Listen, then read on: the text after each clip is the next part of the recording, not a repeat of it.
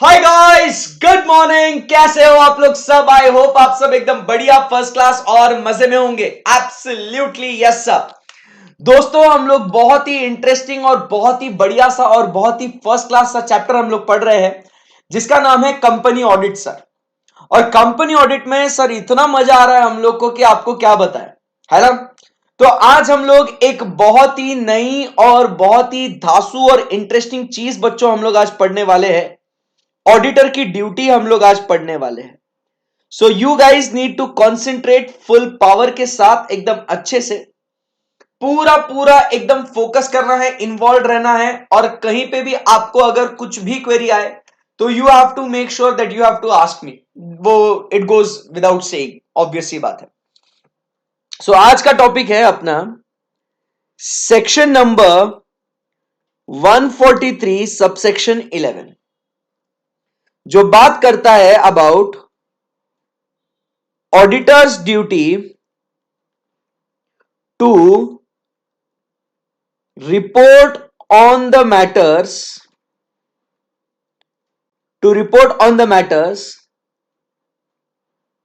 specified by central government. ठीक है ना। बात हो रही है सेक्शन नंबर 143 सबसेक्शन 11 की, जो कहता है auditor is suppose to report on the matters specified by central government. So everybody now full concentration, full एकदम बढ़िया तरीके से आपका फोकस होना चाहिए, एकदम तैयार रहना। ठीक है, यस। अभी यहां पे हम लोग आते हैं और देखते हैं, यह है अपना सिक्स्थ ड्यूटी, जो कहता है ड्यूटी टू रिपोर्ट, एक सेकंड होल्ड करना।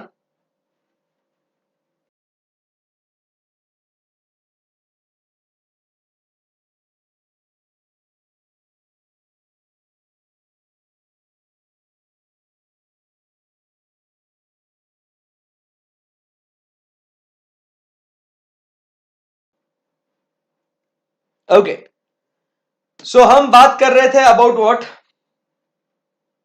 Auditors duty to report on the matter specified by central government. अब एकदम फोकस करना अच्छे से, ठीक है। So what are we discussing? Auditor's duty to report on the matter specified by central government. We are discussing what? Duty to report on the matter specified by central government. This is what we are studying is section number 143 subsection 11। जो किसके बारे में बात कर रहे हैं अपन? जो अपन बात कर रहे हैं अबाउट सेक्शन नंबर 143 सबसेक्शन 11। अभी क्या कहता है, जरा गौर से, ध्यान से, मन लगा के फोकस करना एकदम इंपॉर्टेंट है। नजर हटी, दुर्घटना घटी। भाई बता रहा हूं, द सेंट्रल गवर्नमेंट में in consultation with national financial reporting authority bye general और स्पेशल ऑर्डर, ऑर्डर एक जनरल या स्पेशल ऑर्डर देगा साहब, बाय जनरल और special order, direct in respect of such class or description of companies as may be specified in the order, that the auditor's report shall also include statement on such matters as may be specified therein। therein मतलब किधर? Order. therein मतलब wherein order. अब sir आपने पढ़ लिया इसको तो मतलब सर समझ में ही नहीं आए क्या लिखा है सर आपने, मतलब सर कुछ समझ में नहीं आ रहा है। अब ध्यान से देखना सुनना। द सेंट्रल गवर्नमेंट में in consultation with the national financial reporting authority एक ऑर्डर प्लेस करेगा वो। अब इस ऑर्डर को क्या कहते हैं अपन? अब ध्यान से सुनना, समझना। तो इस ऑर्डर का नाम है क्या? तो इस ऑर्डर का नाम है कंपनीज ऑडिटर्स रिपोर्ट ऑर्डर 2020।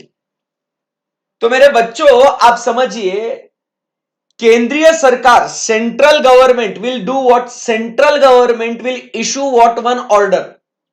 भाई सेंट्रल गवर्नमेंट है ना, आप समझिए बात को। सेंट्रल गवर्नमेंट क्या कर रहा है बॉस? सेंट्रल गवर्नमेंट दोस्त एक ऑर्डर इशू कर रहा है, एक ऑर्डर इशू कर रहा है। उस ऑर्डर का नाम क्या है बॉस? उस ऑर्डर का नाम है कंपनीज ऑडिटर्स रिपोर्ट ऑर्डर 2020, जिसको ही अपन प्यार से कहते हैं कारो 2020। उसको ही अपन प्यार से क्या बोलते हैं बच्चों? उसको ही अपन बोलते हैं कारो। कारो stands for what? Companies auditors report order. अभी ये क्या कहता है, आप समझिए बात को। जब ये ऑर्डर बनता है ना, तो ये ऑर्डर में क्या हुआ है, आप समझिए बात को। ये देखो, ये ड्यूटी है किसकी? आपको इतना पता होना चाहिए कि बॉस ये ड्यूटी है किसकी? तो this is the auditors duty. हा, तो अभी क्या काम है आप समझिए एकदम आराम से, एकदम डिटेल में। अभी क्या होता है इस ऑर्डर के अंदर, इस ऑर्डर के अंदर, इन दिस ऑर्डर, बराबर क्या होता है? बात करते हैं कि यहां पे ये ऑर्डर किसे किसे एप्लीकेबल है। सबसे पहले बात करते हैं कि ये जो ऑर्डर है ना साहब, ये ऑर्डर किसे किसे एप्लीकेबल है। To whom this order is applicable, to whom this order is applicable. And जिस कंपनीज को ये ऑर्डर एप्लीकेबल होगा, सो एप्लीकेबल टू कंपनीज, बराबर। ऑडिटर्स को नहीं एप्लीकेबल होता है ऑर्डर। ऑर्डर किसको एप्लीकेबल होता है? Order is applicable to the companies, बराबर। अब समझो बात को कि यहां पे अगर इस कंपनी को ऑर्डर एप्लीकेबल है, मान के चलते हैं, तो क्या हो जाएगा?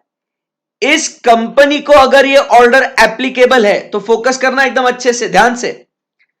अगर इस कंपनी को, अगर इस कंपनी को ये ऑर्डर एप्लीकेबल है, तो इस कंपनी का auditor, are you getting my point?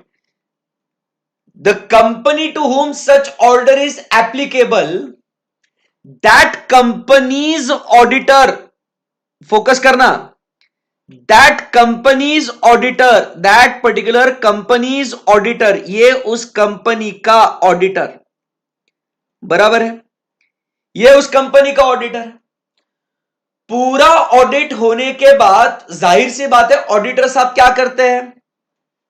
Sir auditors give their audit report, बराबर। This is the auditors report. So वो नॉर्मल अपना ऑडिट रिपोर्ट जो देना है वो तो देगा ही, इसमें कोई डाउट नहीं है, बराबर।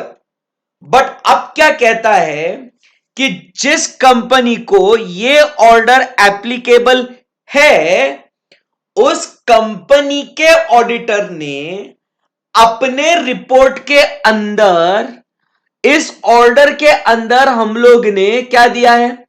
कुछ मैटर्स दिए गए हैं। मतलब कुछ हम लोग ने क्या दिया है? कुछ पॉइंटर्स दिए हैं, कुछ हेडिंग्स हमने दिए हैं, कुछ इश्यूज हमने दिए हैं, कुछ मैटर्स हमने दिए हैं। उन मैटर्स के ऊपर, उन मैटर्स के ऊपर आप समझिए बात को, उन मैटर्स के ऊपर आपको क्या करना है?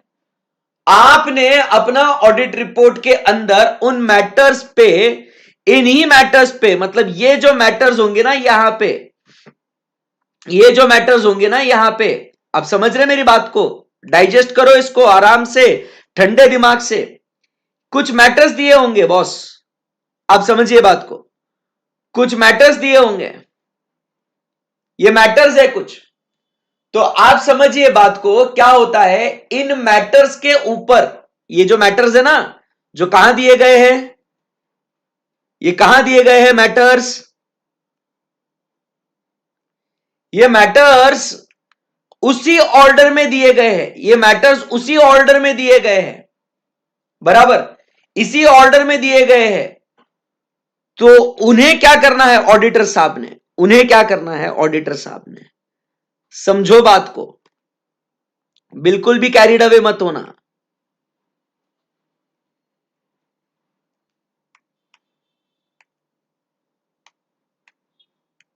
मस्त चलने दो। एकदम ध्यान से। ये इनका आधा बॉडी कट हो गया सबका, पता नहीं कैसे। ठीक है, सो इन्हीं मैटर्स के ऊपर जिस कंपनी को ये ऑर्डर एप्लीकेबल है, वो ऑडिटर साहब क्या करेंगे, उन मैटर्स को अपने ऑडिट रिपोर्ट में शामिल करेंगे। कॉन्सेप्ट समझ में आया? बहुत ही सिंपल है। सो द कंपनी, अभी प्रोविजन पढ़ो क्या लिखा हुआ है, द सेंट्रल गवर्नमेंट में in consultation with national financial reporting authority by general or special order. So this order is what? This order is Caro 2020. Direct in respect of such class of companies or description of companies, मतलब जिन्हें ये applicable होगा उन companies को जो कि order में ही specified होंगी। तो पहले ये ऑर्डर किसे कंपनीज को एप्लीकेबल होगा, कंपनीज को एप्लीकेबल होने के बाद, आप समझिए, कंपनीज को ये ऑर्डर एप्लीकेबल होने के बाद उस कंपनी के ऑडिटर ने अपने ऑडिट रिपोर्ट के अंदर क्या करना है, अपने ऑडिट रिपोर्ट के अंदर वो जो मैटर्स उसी ऑर्डर के अंदर लिखे गए हैं, उन मैटर्स के ऊपर उसने क्या करना है बच्चों, उस मैटर के ऊपर उसने क्या करना है, उसने यहां पे, आप समझिए बात को, क्या करना है दोस्तों, उसने उस ऑर्डर के ऊपर कमेंट, उस मैटर्स के ऊपर कमेंट करना है। I believe things are very easy now. चलो, यहां तक आपको अगर कुछ समझ में नहीं आया है तो आप प्लीज बोलिए मुझे। चलो, so anyone any query, anyone any difficulty? चलो, let's try to understand. Basic theme समझा क्या? तो अपने को जब ये ऑर्डर पढ़ते हैं, अब जैसे आपके सामने ये जो है केंद्रीय सरकार ने, ये आपके सामने 9 पेजेस का ये ऑर्डर आपके सामने है, ये रहा आपके कंप्यूटर स्क्रीन के सामने, कंपनीज ऑडिटर्स रिपोर्ट ऑर्डर 2020। तो भाई आप समझिए, अपने को इसके अंदर थीम क्या पढ़ना है? पहली बात आपको यह पढ़नी है कि ये ऑर्डर किसे किसे एप्लीकेबल है, और अगर ये एप्लीकेबल है तो मैं क्या करेगा, अच्छा मैं इस कंपनी का ऑडिट कर रहा हूं, मतलब इस कंपनी को ऑर्डर एप्लीकेबल है, मतलब मेरे ऊपर एक जिम्मेदारी आई है कि ऑर्डर के अंदर दिए गए जितने भी पॉइंट्स है उसके ऊपर मैंने कमेंट करना है अपने ऑडिट रिपोर्ट के अंदर। आई बात समझ में आपको? सिंपल सी बात है एकदम। So in a nutshell, what we are supposed to do, I am the auditor, I am conducting an audit of particular company. मैंने देखना है कि क्या मेरी कंपनी को ये ऑर्डर एप्लीकेबल है कि नहीं है, और अगर मेरी कंपनी को ये ऑर्डर एप्लीकेबल है तो मैंने अपने ऑडिट रिपोर्ट के अंदर, आप देख रहे हो यहां पे ये मैटर्स आपको दिए गए हैं, ये मैटर्स के ऊपर मैंने क्या करना है, कमेंट करना है, करना है, और मैंने अपना ऑडिट रिपोर्ट सबमिट करना है। एकदम सिंपल सी बात है, एकदम सिंपल सी बात है। डाइजेस्ट करो इसको। तो इसीलिए अगर आप देखोगे तो आपको ऑर्डर में आपको क्या दिखता है पहले, तो आपको पहले दिखता है यहां पे कि ये ऑर्डर किसे किसे एप्लीकेबल है। एप्लीकेबल के बाद आपको दिखेगा सेकेंड पॉइंट में कि उस ऑडिट रिपोर्ट में अपने कौन से मैटर्स इंक्लूड करने हैं। तो पहले आपने क्या चेक करना है कि किसे एप्लीकेबल है। अगर कारो इस कंपनी को एप्लीकेबल है तो इस कंपनी के ऑडिटर ने अपने ऑडिट रिपोर्ट के अंदर क्या करना है, ये उसका क्या है बॉस, ये उसका ऑडिट रिपोर्ट है, ये उसका क्या है, ये उसका ऑडिट रिपोर्ट है, उसका ये क्या है उसका, ये उसका ऑडिट रिपोर्ट है। तो इस ऑडिट रिपोर्ट में इन मैटर्स को उसने शामिल कर देना है। भाई साहब थीम समझा क्या, थीम समझा क्या आपको? नहीं तो आप बोलोगे कि सर हम लोग कारो कारो सर दुनिया बवाल कर रही है इसका, व्हाट इज कारो सर, कारो में अमेंडमेंट सर, कारो आया। बट भाई साहब पहली इंपॉर्टेंट चीज ये है कि कारो मतलब क्या है, ये ऑर्डर मतलब क्या है, इसमें क्या होने वाला है, ये आपको समझा क्या? पहले मैं 10 मिनट से यही पढ़ा रहा हूं भाई, मैं आपको थीम पहले क्लियर करना चाहता हूं। डिड यू अंडरस्टैंड व्हाट कारो इज ऑल अबाउट? एक्चुअली एक कंपनी है, पहले अपने को देखना है कि उस कंपनी को क्या ये ऑर्डर एप्लीकेबल होता है या नहीं होता। अगर इस कंपनी को ऑर्डर एप्लीकेबल है तो इसका मतलब इस कंपनी के ऑडिटर ने उसी ऑर्डर के अंदर जो मैटर्स दिए गए हैं उन मैटर्स के ऊपर कमेंट करना है। That's it, over, simple, clear है एकदम बात? यस सर, एकदम बढ़िया सर, मजा ही आ गया, मजा ही आ गया सर। तो आज का सेशन अभी हम लोग कंटिन्यू करते हैं और यहां पे अब हमारा जो डिस्कशन होगा एवरीबॉडी, अब जो हमारा डिस्कशन होगा बॉस, ये हमें जानना है कि भाई साहब ये जो ऑर्डर है, ये ऑर्डर एप्लीकेबल होगा तो किसे होगा भाई? भाई ये ऑर्डर एप्लीकेबल होगा तो किसे होगा? यही तो जानने का है, यही इसके लिए तो आए हैं, है ना? हां सर, इसी के लिए तो आए हैं और यही तो पढ़ के जाएंगे। चलो रेडी हो आप लोग सब? Yes sir, full ready sir, full power एकदम। चलो सो लेट्स रॉक गाइस, है ना? एकदम एकदम माहौल बनाते चलो। सो अब ये ऑर्डर किसे किसे एप्लीकेबल है, आइए चलो देखते हैं। Wow sir, so this order shall apply to every company including a foreign company as defined in clause 42 of section 2 of the Companies Act 2013। क्या बोल डाला इसने? दिस ऑर्डर शैल अप्लाई, ये किसको एप्लीकेबल होगा? It shall apply to every company including foreign company. Sir foreign company को भी नहीं छोड़ा, सर फॉरेन कंपनी को भी नहीं छोड़ा सर इन्होंने।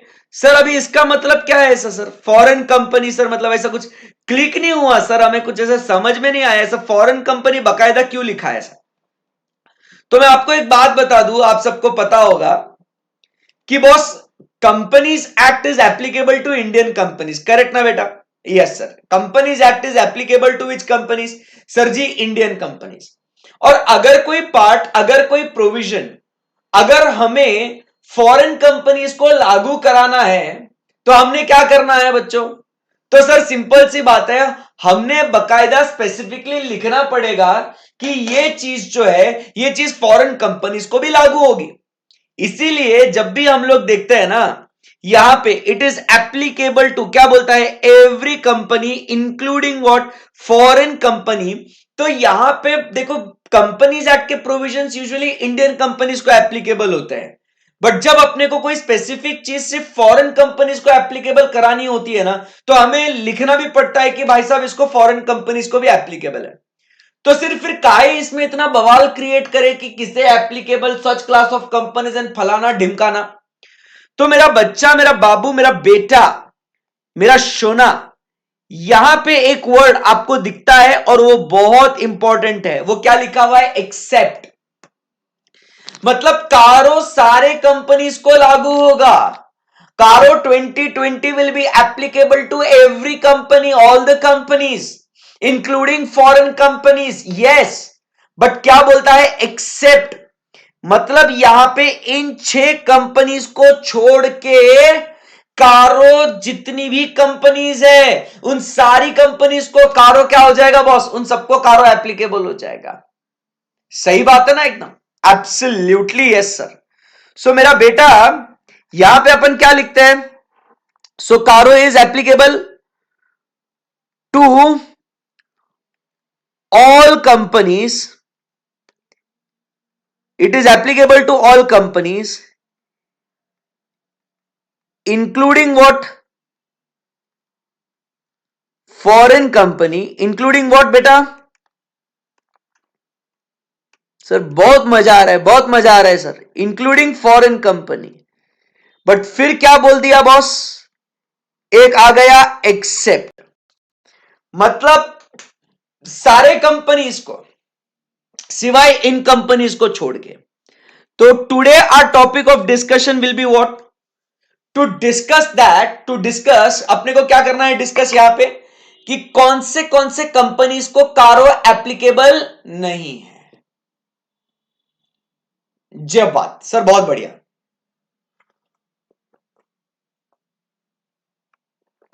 आई बात समझ में आपको? बहुत बढ़िया सर, परफेक्ट, एकदम सही है। तो सबसे पहले अपन बात करते हैं कि it is not applicable to, everybody concentrate. सबसे पहले अपन बात करते हैं it is not applicable to which company? Banking company. तो बॉस पहली कंपनी जिसे कारो एप्लीकेबल नहीं है वो कौन सी कंपनी है पता है आपको? Banking company. बॉस बैंक्स को मतलब बैंकिंग कंपनी के ऑडिटर्स को बॉस कारों के ऊपर रिपोर्टिंग करने की आवश्यकता नहीं है। बैंकिंग कंपनी के ऑडिटर्स को कारों के ऊपर रिपोर्टिंग करने की जरूरत नहीं है। बैंकिंग कंपनीज को कारों एप्लीकेबल नहीं है। आई बात समझ में आपको? बोलो यस और नो। यस, सिंपल सी बात है। So CARO is not applicable to banking company. मुझे एक बात बताइए दोस्तों, मुझे एक बात बताइए first, is CARO applicable to banking company? No sir. जवाब देते रहना मेरे साथ, एकदम अच्छे से इन्वॉल्व रहना, कहीं पे भी अपना ध्यान भटकाना नहीं, है ना, फुल कंसंट्रेट करते रहना, एकदम मस्त, एकदम बढ़िया तरीके से, ठीक है ना जी सर। सो अब है ना, मुझे आप जवाब देते जाएंगे एकदम अच्छे बच्चों के जैसे। मुझे आप बताइए कि is CARO applicable to banking company? तो आंसर इज नो सर। फिर अब सवाल यह आता है कि is CARO applicable to non banking financial company? Non banking financial company, is CARO applicable to non banking financial company? NBFC को CARO applicable है क्या? देखो, बैंकिंग कंपनी को एप्लीकेबल है, नॉन बैंकिंग फाइनेंशियल कंपनीज को, चलो बताओ, नॉन बैंकिंग फाइनेंशियल कंपनीज को बोलो, नॉन बैंकिंग फाइनेंशियल कंपनीज को कारो एप्लीकेबल होगा क्या? तो यहां पे आप समझिए बात को, नॉन बैंकिंग फाइनेंशियल कंपनीज को कारो एप्लीकेबल होवेगा। Yes sir, CARO is applicable to banking company, it is not applicable to non banking financial companies. So CARO, sorry उल्टा बोला मैंने, CARO is not applicable to banking companies, तो yes it will be applicable to non banking financial companies. आई बात समझ में आपको? So point number 1 clear है। जो कंफ्यूजन क्रिएट कर सकता है कि बॉस बैंक्स को कारो sir not applicable, non banking वालों को एनबीएफसीज जो है, एनबीएफसीज आपने सुना होगा ना, एनबीएफसीज, तो उन्हें एप्लीकेबल, तो यस इन्हें एप्लीकेबल। अब आप पूछेंगे भाई, अरे भाई मतलब क्या स्पेसिफिकली बैंकिंग कंपनीज को एक्सक्लूड किया है ना? This is a non banking financial company, banks and NBFCs are different boss, banks और एनबीएफसीज में अंतर है, तो इसीलिए एनबीएफसीज को कारो एप्लीकेबल होवेगा। आई बात समझ में आपको? बिल्कुल सर। यहां तक कोई डिफिकल्टी है क्या आपको? ये एक छोटू सा एकदम प्यारा सा केस स्टडी है जो आपको क्या कर सकता है, कंफ्यूज कर सकता है, ठीक है, एग्जाम में। क्योंकि बैंक बैंक देख के बच्चा क्या हो जाता है, एकदम भयंकर कंफ्यूज हो जाएगा, and you will be like कि अरे यार ये क्या हो गया। तो ऐसा नहीं होना चाहिए, ठीक है, ओके। अब दूसरा सवाल यह है, foreign banking company,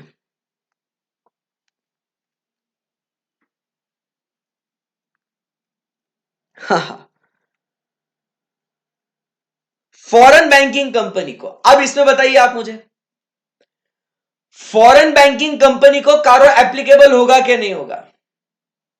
step by step चलेंगे अभी। फॉरेन बैंकिंग कंपनी को कारो एप्लीकेबल होगा कि नहीं होगा? चलिए, you have to stay with me and give me the answers very quickly. Foreign banking companies, अच्छा सर हमने पढ़ा है it is including what, foreign company. Sir हमने पढ़ा है it is including foreign company, but banking company को exclude है, foreign company को इंक्लूड है, बैंकिंग कंपनी को एक्सक्लूड है। सर ई फॉरेन बैंकिंग कंपनी वाले, सर क्या करे, कुछ समझ में नहीं आते है, दिमाग थोड़ा हैंग हो गया है सर, सर कुछ कुछ हो रहा है सर, बहुत कुछ हो रहा है सर, सर बताइए ना सर। तो बेटा जी यहां पे आपका जो आंसर होगा, यहां पे आपका आंसर होगा no, it is not applicable to foreign banking companies as well. क्योंकि आप समझिए, इवन दो वहां पे हम लोग कहते हैं it includes foreign company, but you have to understand that banks को तो एक्सक्लूड करा गया है ना, तो बैंक्स को एक्सक्लूड करा गया है, तो जाहिर सी बात है foreign banking companies will be what, excluded, it will not be applicable. आई बात समझ में आपको? Yes sir, perfect. चलिए उसके बाद अपन आगे बढ़ते हैं, अब सेकेंड पॉइंट पे आते हैं। एकदम सिंपल सी बात है। सेकेंड पॉइंट में अपन बात करते हैं अबाउट व्हाट, इंश्योरेंस कंपनी। अब बात करते हैं किसकी, इंश्योरेंस कंपनीज को भी क्या करा गया है, एक्सक्लूड करा गया है। Insurance companies are also excluded from what, देखो क्या लिखा हुआ है, बैंकिंग कंपनी, बराबर के नहीं। और जब भी कोई फॉरेन बैंक भी इंडिया में आके बैंकिंग ऑपरेशंस करेंगी तो आप समझिएगा उसको बैंकिंग रेगुलेशन एक्ट के प्रोविजंस को फॉलो करना पड़ेगा बॉस, ठीक है ना। सेकेंड पॉइंट क्या कहता है, इंश्योरेंस कंपनी, तो इमोशनल होके कहीं यहां पे इलेक्ट्रिसिटी कंपनी को ढूंढने में मत लगे जाना, इलेक्ट्रिसिटी कंपनी नहीं है भाई। आई बात समझ में आपको, इलेक्ट्रिसिटी कंपनी नहीं है। अपने को तो सर आदत हो गई है बैंकिंग इंश्योरेंस इलेक्ट्रिसिटी, अरे ना मुन्ना ना, बैंकिंग इंश्योरेंस इलेक्ट्रिसिटी ना ही है, इलेक्ट्रिसिटी को एप्लीकेबल है। ओके ओके, अब क्या है आप समझिए बात को, बैंकिंग कंपनीज को क्यों एक्सक्लूड करा गया है, क्योंकि रिजर्व बैंक ऑफ इंडिया इनके ऊपर रेगुलेट करता है और बैंकिंग कंपनीज को अपना एक ऑडिट रिपोर्ट के अंदर long form of audit report LFAR, LFAR पे रिपोर्टिंग करना पड़ता है बैंकिंग कंपनीज को। जब आप फाइनल में आओगे बैंक ऑडिट पढ़ोगे, या फाइनल में क्यों, अब तो इसी मॉड्यूल में अपने को बैंक ऑडिट भी चैप्टर है, अपन उसके बारे में तब डिस्कस करेंगे। सो बैंकिंग कंपनीज को अपने ऑडिट रिपोर्ट में LFAR के ऊपर रिपोर्टिंग करना पड़ता है, long form of audit report. उसके अंदर आरबीआई ने कुछ पॉइंट्स बोले गए हैं, इसके ऊपर उन बैंकिंग कंपनीज के ऑडिटर्स को रिपोर्ट करना है। तो आरबीआई ने उनके लिए अलग से LFAR, अलग से एक फॉर्म ऑफ ऑडिट रिपोर्ट दिया गया है, उनके ऊपर बैंक ऑडिटर्स ने उधर रिपोर्ट करने का है। तो जबरदस्ती फिर कंपनीज एक्ट में कारो 2020 का काय को रिपोर्टिंग करे, डबल डबल क्यों कराने का ना काम। तो इसीलिए बैंकिंग कंपनीज को कारो के रिपोर्टिंग रिक्वायरमेंट से एक्सक्लूड कर दिया गया है।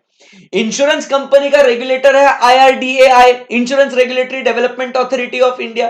तो बॉस इंश्योरेंस कंपनीज को भी यहां पे क्या कर दिया गया है, एक्सक्लूड कर दिया गया है। आई बात समझ में आपको, बोलो यस और no. Yes, so insurance company यहां पे क्या हो गया है, इंश्योरेंस कंपनी को एक्सक्लूड करा गया है। सर बैंकिंग रेगुलेशन एक्ट में बैंकिंग कंपनी में फॉरेन बैंकिंग कंपनी को भी डिफाइन किया है।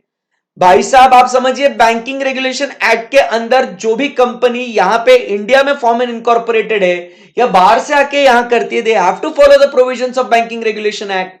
आई बात समझ में, इंडिया के कानून को तो पालन करना पड़ेगा ना रे भाई। आई बात समझ में आपको, यस ऐसा है वो। सो चलिए आगे बढ़ते हैं, इंश्योरेंस कंपनी की बात करेंगे। सो इंश्योरेंस कंपनी को एक्सक्लूड कर दिया गया है, इंश्योरेंस कंपनी को क्या कर दिया गया है बॉस, एक्सक्लूड कर दिया गया है इंश्योरेंस कंपनी को। सो अब यहां पे मैं आपसे एक सवाल पूछता हूं, कौन सी इंश्योरेंस कंपनी को एक्सक्लूड कर दिया गया है, कौन सी इंश्योरेंस कंपनी को एक्सक्लूड कर दिया गया है, मुझे बताइए। जनरल इंश्योरेंस को, लाइफ इंश्योरेंस को, या दोनों को, मतलब which insurance company is excluded sir, general insurance company और लाइफ इंश्योरेंस कंपनी और बोथ।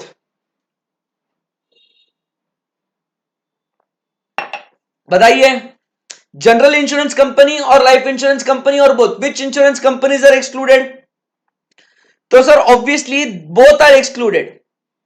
ऑब्वियसली क्या हो जाएगा, बोथ आर एक्सक्लूडेड सर, दोनों, बोथ, बराबर के नहीं, क्योंकि यहां पे ऐसे सवाल आपको कंफ्यूज करेंगे एग्जाम में, ठीक है ना। सो यहां पे आप समझिए, both are what, both are what excluded, both are excluded, not applicable for both. Confuse करेंगे आपको ऐसा एग्जाम में, आप बोलेंगे यार ये तो पढ़ के नहीं आए थे हम तो, ठीक है ना। सो इंश्योरेंस कंपनी आप समझिए, it is Nada, not applicable for हुम, सो it is not applicable for both, not applicable for both, perfect है, एकदम बेस्ट है। फिर उसके बाद आगे बढ़ते हैं दोस्तों, आगे बढ़ते हैं। Next we talk about is small company. Small company को स्ट्रेट वे, कोई टेंशन नहीं है। फिर उसके बाद बात करते हैं 1% कंपनी, इसे भी स्ट्रेट वे, नॉट एप्लीकेबल, बराबर। And then we have a section 8 company, तो बॉस इसे भी नॉट एप्लीकेबल। ठीक है, सो यहां पे कौन से कंपनीज है जिन्हें ये कारो का प्रोविजन बॉस एप्लीकेबल नहीं है? तो यहां पे अपन बात कर रहे हैं about what? Insurance banking company, insurance company, small company, 1% company, section 8 company.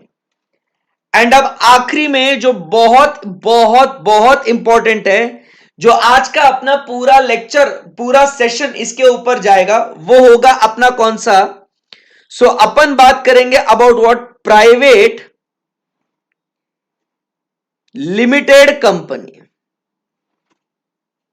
अब किसकी बात करेंगे अभी अपन? Now we will talk about what is the private limited company. एकदम गजब। अब एकदम बढ़िया तरीके से ध्यान देना है, और इसको याद करने का तरीका भी एकदम सिंपल है। आप बोलोगे सर इतनी सारे कंपनी सर हम कैसे याद रखेंगे? तो भैया मेमोरी टेक्निक बहुत ही आसान है। 1% मतलब कौन सी 1%? Got is Samsung S8 in short, got is Samsung S8 in short from a private bank। भाई एकदम सिंपल मेमोरी टेक्निक है। 1% got is Samsung S8 in short from a private bank। तो 1% मतलब 1% company. Samsung is what? A very small company, S for small company. S8 मतलब आपको पता है section 8 company. Insured मतलब आपको पता है इंश्योरेंस कंपनी। प्राइवेट मतलब आपको पता है private limited company, private limited company बराबर प्राइवेट लिमिटेड कंपनी। और बैंक मतलब अपन बात करते हैं about what? Banking company. So simple है ना boss memory technique? Memory technique क्या है इसका? 1% got his Samsung S8 insured from a private bank. So एक व्यक्ति ने अपना सैमसंग का S8 प्राइवेट बैंक से इंश्योर करा लिया। भाई कितना आसान है। सो 1% got his Samsung S8 insured from a private bank. Finish. तो भाई साहब मेमोरी टेक्निक एकदम ही आसान है, एकदम सिंपल करके रख दिया आपके लिए। सो 1% मतलब 1%, सैमसंग का S मतलब स्मॉल कंपनी, S8 मतलब सेक्शन 8 कंपनी, इंश्योर्ड मतलब इंश्योरेंस कंपनी, प्राइवेट मतलब प्राइवेट लिमिटेड कंपनी, और बैंक मतलब बैंकिंग कंपनी। एकदम सिंपल है। सो इन कंपनीज को कारो क्या है? एक्सक्लूडेड है। इन कंपनीज को कारो एप्लीकेबल नहीं है। परफेक्ट है एकदम, यस। अब यहां पे अब देखिए डिस्कशन अपना किसका किसका हो गया है? Banking, insurance, section 8, 1% small company. अब जो अपना 6th पॉइंट है, it's gonna be very important. 6th point जो है it's gonna be very very important. इतना जो डिस्कशन करना है ना अपने को, इत्तू सा, इसके ऊपर भैया आज का लेक्चर अपना पूरा समाप्त हो जाएगा। मतलब सर आज आप कारो जो पढ़ा रहे हो सर, ये कारो में आज का मतलब अभी अपना प्राइवेट लिमिटेड कंपनी का सर इत्तुच डिस्कस करेंगे। आज का पूरा लेक्चर अपना इसमें निकल जाएगा। क्या बोल रहे सर? मतलब इतना इतना क्या पढ़ाने वाले सर? इतना सा मतलब सर बहुत ही सिंपल है यार। मतलब इसमें आप इतना टाइम लोगे? हाँ भाई लेना पड़ेगा ना भाई, देखना तुम, बहुत मजा आएगा तुमको। अब एकदम शुरुआत करते हैं बढ़िया तरीके से। अभी एकदम ध्यान देना। अभी तक अगर आपका ध्यान नहीं होगा, अभी तक अगर आप इन्वॉल्व नहीं होंगे, कोई बात नहीं, सारी गलती माफ। बट अभी अगर आप ध्यान आपका अगर हट गया तो भाई साहब बहुत बड़ा नुकसान होएगा आपका। ठीक है ना? सो एकदम आराम से ध्यान से अब बात करेंगे प्राइवेट लिमिटेड कंपनी के लिए। अब देखो प्राइवेट लिमिटेड कंपनी की जब बात करते हैं ना, तो सारे प्राइवेट लिमिटेड कंपनीज को एक्सक्लूड नहीं करा गया है। अब मेरी बात को समझिए, सारे प्राइवेट लिमिटेड कंपनीज को बॉस एक्सक्लूड नहीं करा गया है। नहीं नहीं नहीं नहीं, सारे प्राइवेट लिमिटेड कंपनीज को बॉस एक्सक्लूड नहीं करा गया है। मैं कह रहा हूं आपसे, आप समझिए मेरी बात को। मतलब इसमें कुछ कंडीशन लगाए गए हैं, कुछ कंडीशन लगाया गया है। मतलब अगर ये इस क्राइटेरिया में, अगर ये प्राइवेट लिमिटेड कंपनी में, आप समझिए बात को, अगर आप समझिए, अगर ये प्राइवेट लिमिटेड इस कंडीशन में अगर बैठती होंगी, तो ही इस प्राइवेट लिमिटेड कंपनी को एक्सक्लूड करो। अगर ये प्राइवेट लिमिटेड कंपनी इस दिए गए कंडीशंस में अगर नहीं बैठती ना साहब, तो बॉस हम कह रहे हैं आपको इस कंपनी को कारो एप्लीकेबल करा दो। देखो भैया, बाकी इसमें क्या था ना, स्ट्रेट वे एकदम सिंपल स्ट्रेट फॉरवर्ड था। Banking, insurance, section 8, 1% small company, भैया तुमको एप्लीकेबल नहीं है, तू जा रे, कोई टेंशन नहीं था। अब जो बात करनी है वो किसकी बात करनी है? प्राइवेट लिमिटेड कंपनी की। और मेरा बाबू बात समझ, यहां पे प्राइवेट लिमिटेड कंपनी को कंडीशन दिए गए हैं। ये कंडीशन अपने लिए बहुत इंपॉर्टेंट है, क्योंकि अगर वो उस कंडीशन में बैठता है तो भैया जी आप इसे एक्सक्लूड कीजिए, अगर उस कंडीशन में नहीं आता है तो आप समझिए आपको उसे इंक्लूड करना पड़ेगा। Are you getting my point? Yes. Therefore my dear friends, आप समझिए जब मैं कह रहा हूं कि इसके ऊपर अपने को बहुत ज्यादा चर्चा करनी है, बहुत विस्तार में उसको डिस्कस करना है, मैं ये क्यों कह रहा हूं आप समझिए इस बात को, क्योंकि एग्जाम में आपको कुछ कुछ क्राइटेरियाज देंगे और बोलेंगे कि बताइए इस कंपनी को कारो एप्लीकेबल है या नहीं है, और अगर है तो फिर आगे क्या करना है, ऐसा कुछ केस स्टडी, आपका केस स्टडी बेस्ड एमसीक्यू बनेगा आपका, आपको ट्रू और फॉल्स में क्वेश्चन आएगा, आपको कोई डायरेक्ट क्वेश्चन आएगा, तो यहां पे आपके दो चार नंबर ऐसे आपको बटोरने होंगे। आई बात समझ में आपको? So this is very very important, ठीक है, ओके। सो अब आप समझिए बात को, एक्सक्लूड करा गया है किसे? प्राइवेट लिमिटेड कंपनी को, बराबर है एकदम, ओके। अब जो मैं डिस्कशन कर लूंगा तो वो भैया जी आपके लिए एकदम नेक्स्ट लेवल पे होगा, मतलब आपके वो मतलब बॉडी के अंदर भी मतलब आप बॉम्ब ब्लास्ट हो जाएगा आपका, देखना। अभी मुझे एक बात बताइए, पहली बात, बच्चों क्या पब्लिक कंपनी को फिर कारो एप्लीकेबल हो जाएगा क्या? देखो, CARO is not applicable to private limited company, और ऊपर अगर अपन देखें तो बैंक इंश्योरेंस छोड़ दो, स्मॉल ये प्राइवेट है, 1% प्राइवेट है, सेक्शन 8 कंपनी है, तो यहां पे 6th में बकायदा प्राइवेट लिमिटेड कंपनी कुछ कंडीशंस की बात करिए। तो मेरा बच्चा मेरे को एक बात बता, क्या पब्लिक कंपनी को कारो एप्लीकेबल हो जाएगा क्या?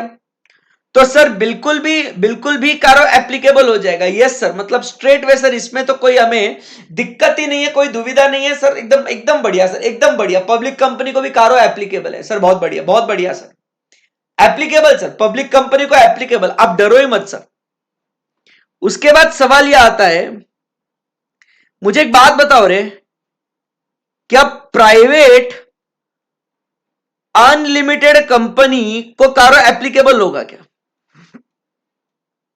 तो सर ये क्या बोल रहे हो आप, ये तो हमने कभी ऐसे सुना नहीं सर, अनलिमिटेड कंपनी, अरे सर क्या कर रहे हो भाई साहब? मुझे फिर अब यहां पे कानून हाथ में लेना पड़ेगा, तब तक आप जरा कुछ बातें आप जरा देख लो, आपके हिसाब से आपका लॉ का नॉलेज फुल इस्तेमाल करो, क्योंकि आप देखो, आप लॉ का आपका बहुत पढ़ाई करी आपने, जैसे ही फाउंडेशन पास हो गए भाई साहब, फाउंडेशन पास करते से ही आप लोगों ने तो मतलब 3 महीने 4 महीने लॉ की पढ़ाई करी।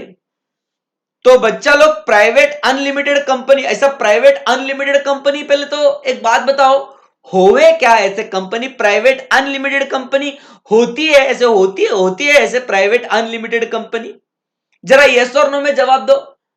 प्राइवेट अनलिमिटेड कंपनी, ऐसा होती है, प्राइवेट अनलिमिटेड कंपनी होती है, होना तो चाहिए सर, मेरे को तो पता नहीं सर। अनलिमिटेड लाइबिलिटी क्या? हाँ ऑब्वियसली, जब अपन प्राइवेट लिमिटेड कंपनी बोलते तो limited liability, private unlimited company मतलब अनलिमिटेड लाइबिलिटी।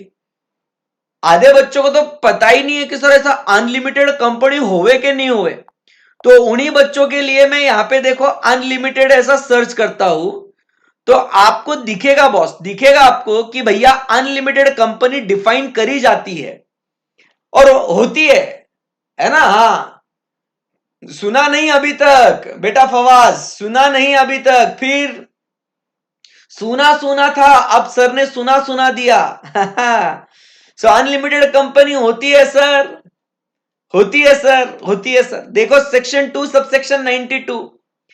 तो भैया जी आप समझिए बात को यहां पे कि इसे भी कारो एप्लीकेबल हो जाएगा। अरे वाह सर, अरे वाह सर, कानून हाथ में रखना, कानून साथ में होना आपके, बराबर के नहीं? यस। अब देखो बहुत कम लोग बनाते हैं तो उसका विषय अलग है, बट अपने को तो भैया अपने केस स्टडी के हिसाब से अपने को इंफॉर्मेशन इकट्ठा करनी है। सो बेटा जी आप समझिए, प्राइवेट लिमिटेड कंपनी को कारों से छुटकारा दिया गया है। प्राइवेट लिमिटेड कंपनी को कारों से छुटकारा दिया गया है। इसका अर्थ यह है कि पब्लिक कंपनी को छुटकारा नहीं है, पब्लिक कंपनी को एप्लीकेबल है। प्राइवेट लिमिटेड कंपनी को कंडीशन मगर है तो एक्सक्लूडेड है, बट प्राइवेट अनलिमिटेड कंपनी को भैया जी एप्लीकेबल। ऐसा है, ऐसा है, ऐसा है। आई बात समझ में आपको? बिल्कुल बिल्कुल, बढ़िया बढ़िया बढ़िया, एक नंबर एक नंबर। फिर अब यहां पे आगे बढ़ते हैं और अब चर्चा करते हैं प्राइवेट लिमिटेड कंपनी के बारे में। जरा कुछ एक बेहतरीन और अच्छा डिस्कशन करते हैं। सो अब सबसे पहले अपन बात करेंगे अबाउट व्हाट, मास्टर कंडीशन की। किसकी बात करूंगा मैं? तो बॉस अपन बात करेंगे अबाउट व्हाट, मास्टर कंडीशन की। मास्टर कंडीशन की बात करेगा तुम्हारा मास्टर, अभी मास्टर कंडीशन की बात करेगा। सर कितना बोर था, कोई बात नहीं, हंसना पड़ेगा ऐसे, बाद में हंसेंगे, ठीक है बाद में हंसो, बट हंसो जरूर, मैं याद दिलाऊंगा बाद में। मास्टर कंडीशन की बात करेंगे अभी। अब पहले देखो इधर कहीं डिफाइन किया नहीं है ऐसा मास्टर कंडीशन वगैरह, बट बेटा मास्टर कंडीशन मैं बोल रहा हूं, इसके लिए वो मास्टर कंडीशन ऐसा किताब में, मॉड्यूल में या ऑर्डर में कहीं लिखा नहीं है। सो अभी क्या कहते हैं, अब प्राइवेट लिमिटेड कंपनी, पहली बात क्या कहता है, not being a subsidiary or holding company, not being a subsidiary or holding company of a public company, this is the master condition रे बेटा। A private limited company not being a subsidiary or holding company of a public company having, मतलब फिर additional condition है। ये जो है ना, ये कंडीशन जो है ना, ये जो कंडीशन है, ये इसके लिए कौन से कंडीशन है, ये एडिशनल कंडीशन है बॉस, ये एडिशनल कंडीशन है। बट आप समझिए बात को, मैं जो बोल रहा हूं आप एकदम ध्यान से मन लगा के आप समझिए बात को, आप समझिए बात को। यहां पे अपन क्या कहते हैं, ये मास्टर कंडीशन है मेरा, not being a subsidiary or holding company, क्या बोलता है यहां पे, not being a subsidiary or holding company of a public company. मतलब आप समझिए बात को, क्या कहते हैं यहां पे कि बेटा अगर आप ये एडिशनल कंडीशन भले ही सेटिस्फाई कर रहे हो, अगर आप ये एडिशनल कंडीशन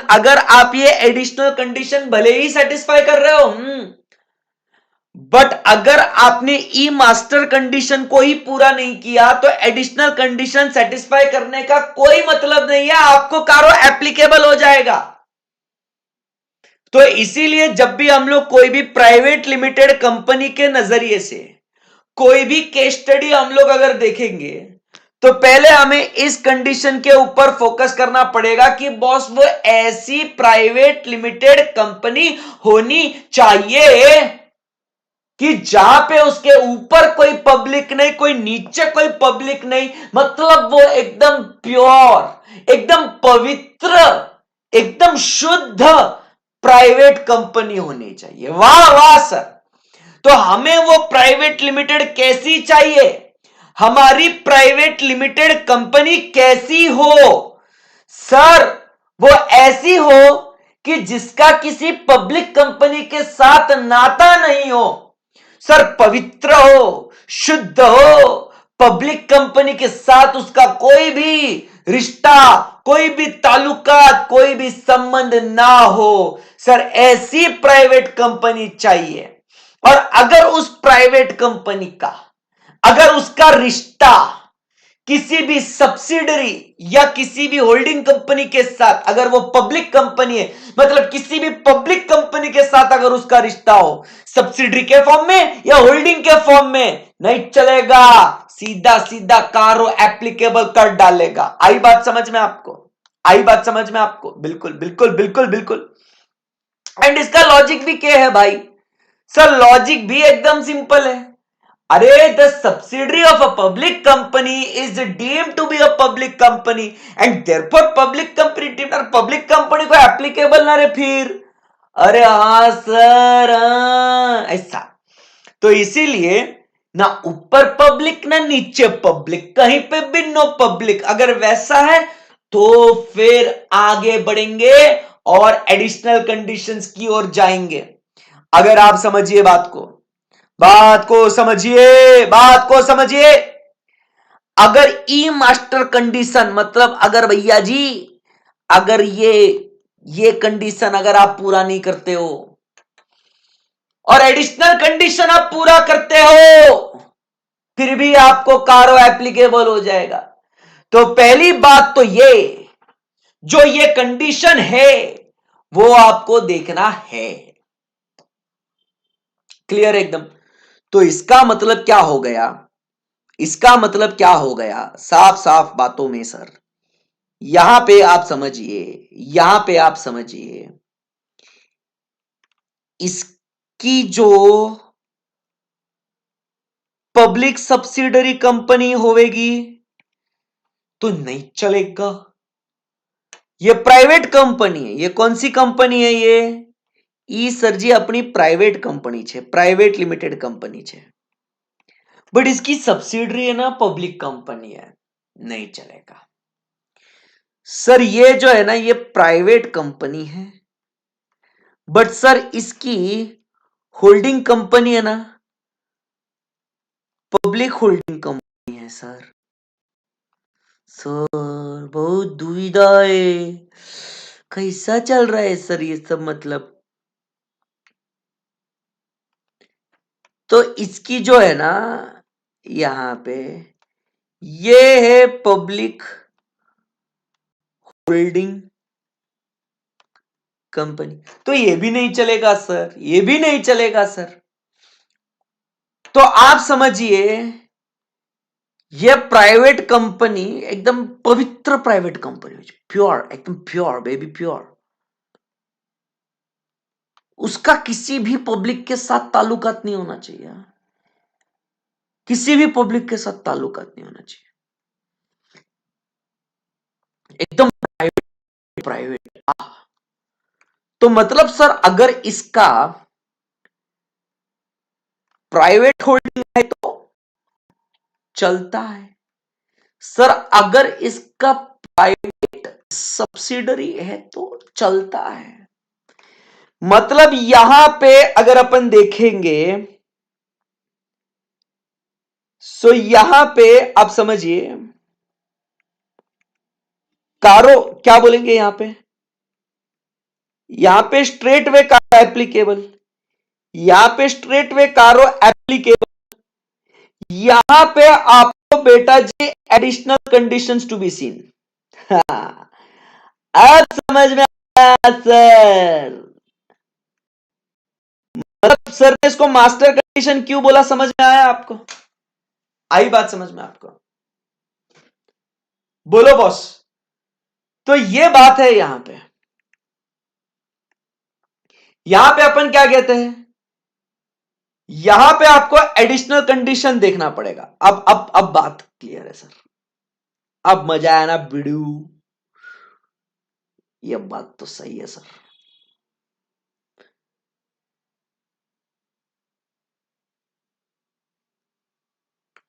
जो बात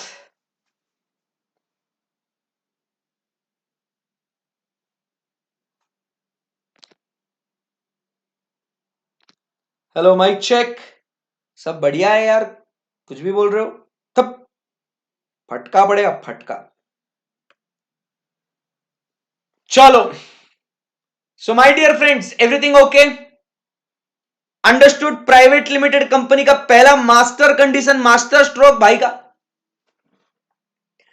तो यहां पे आपको एडिशनल कंडीशन देखना पड़ेगा, यहां पे एडिशनल कंडीशन देखना पड़ेगा पड़ेगा और देख लेंगे सर फिर। सो मास्टर कंडीशन में किसी को कुछ क्वेरी है तो बताइए प्लीज।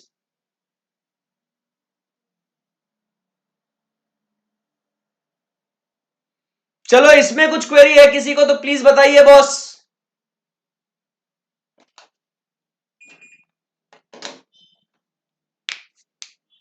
ओके,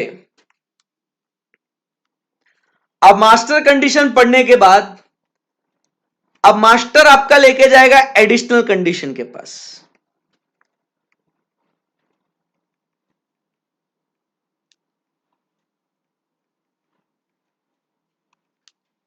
आई बात समझ में? बिल्कुल। तो आपको एडिशनल कंडीशंस कब देखना है, यह बात आपको क्लिक होनी चाहिए। स्टार्टिंग में ही अगर आपको बोला गया कि एक प्राइवेट लिमिटेड कंपनी है which is a subsidiary of a public company which is a holding company of a public company, आगे आपने विचार ही नहीं करना है, आगे आपने विचार ही नहीं करना है, सीधा सीधा कारों से एप्लीकेबल हो जाएगा। बट जब आपको दिखता है कि okay it's a pure what private limited company which is not being, मतलब विच इज एक्सेप्शन किसे दिया गया है, एग्जेम्पशन किसे दिया गया है, ऐसी प्राइवेट लिमिटेड कंपनी जो किसी भी पब्लिक कंपनी की सब्सिडरी या होल्डिंग कंपनी नहीं हो, उसको एग्जेम्पशन दिया है और उस प्राइवेट कंपनी का आपने आगे के कंडीशंस देखने हैं। आई बात समझ में आपको? ये बेबी आई बात समझ में आपको?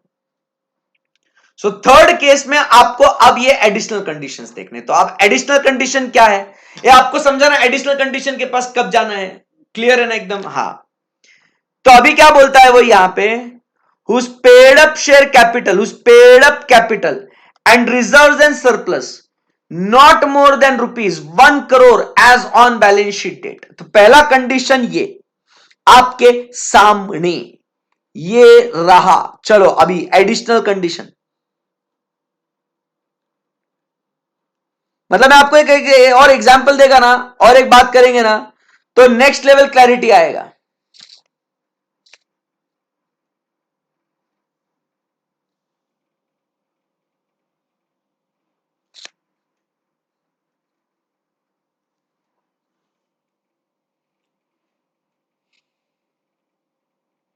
सो अब आप समझिए बात को। When we talk about additional condition, everybody concentrate. अब एडिशनल कंडीशन में फर्स्ट पॉइंट अपन क्या कहते हैं, paid up capital and reserves and surplus not exceeding 1 crore. तो paid up share capital and reserves and surplus not exceeding 1 crore as on balance sheet date. आप समझिए। तो अब मुझे एक बात बताइए, एक ऐसी, अभी आप देखो, आप मुझे बता दोगे, अब आप ही जवाब दे दोगे, बहुत बहुत बढ़िया जवाब दोगे, एकदम मस्त ध्यान से, आप एकदम आराम से ना मन लगा के आप फोकस कीजिएगा। ये कंपनी है जिसकी एक पब्लिक होल्डिंग कंपनी है और ये प्राइवेट कंपनी है। बॉस जवाब देना। बट इस प्राइवेट कंपनी का paid up share capital and reserves and surplus does not exceed 1 CR। तो आप मुझे बताइए इसे कारो एप्लीकेबल होगा कि नहीं होगा? कारो एप्लीकेबल होगा कि नहीं होगा? आप बताओ मुझे, इसका जवाब दो। इसे कारो एप्लीकेबल होगा कि नहीं होगा? एक प्राइवेट लिमिटेड कंपनी है जिसका एक पब्लिक होल्डिंग कंपनी है, बट इस प्राइवेट लिमिटेड कंपनी का paid up share capital does not exceed 1 CR। Additional condition satisfied. बताओ कारो क्या होएगा?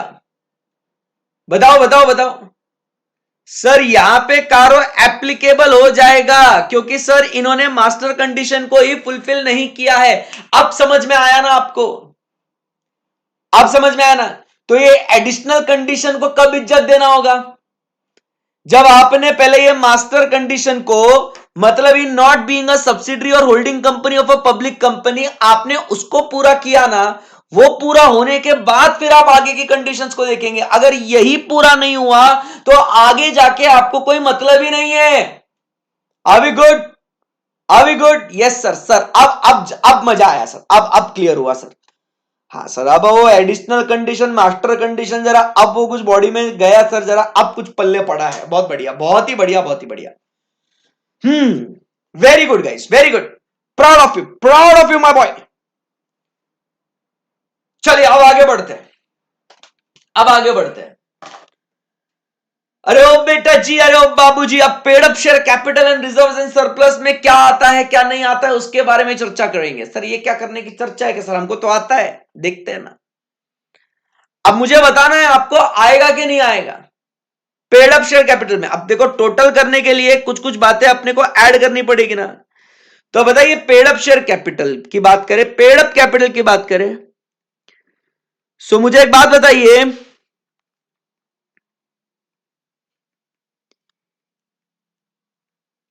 इक्विटी शेयर्स लेने का कि नहीं लेने का?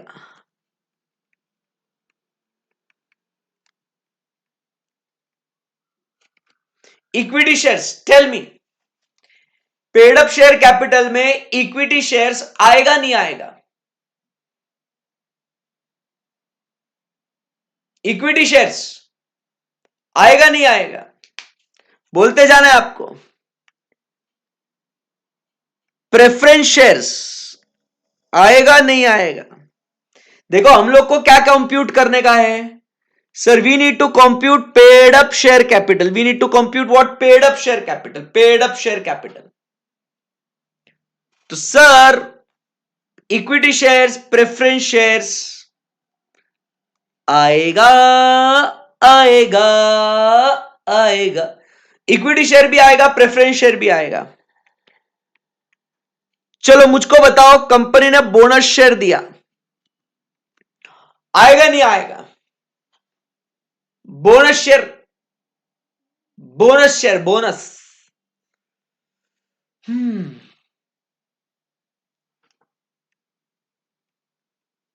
Right shares,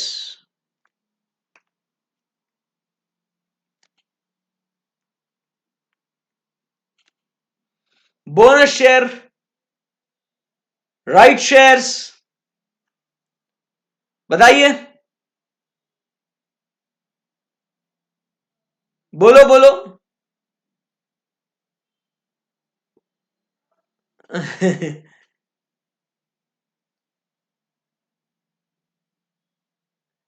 bonus share, right shares. Right आएगा, बोनस नहीं आएगा, बोनस आएगा, राइट नहीं आएगा। सर कुछ भी नहीं आएगा सर, हमको नहीं खेलने का, मैं तो क्लास को नहीं आएगा। आपको जो बोलना है बोल लो सर, मैं तो नहीं खेल रहा अब आपके साथ, ये अब ज्यादा हो गया सर। इक्विटी प्रेफरेंस तक तो मैं गेम में था, गेम इंटरेस्टिंग लग रहा था, अब ये क्या है sir? What type of question is this?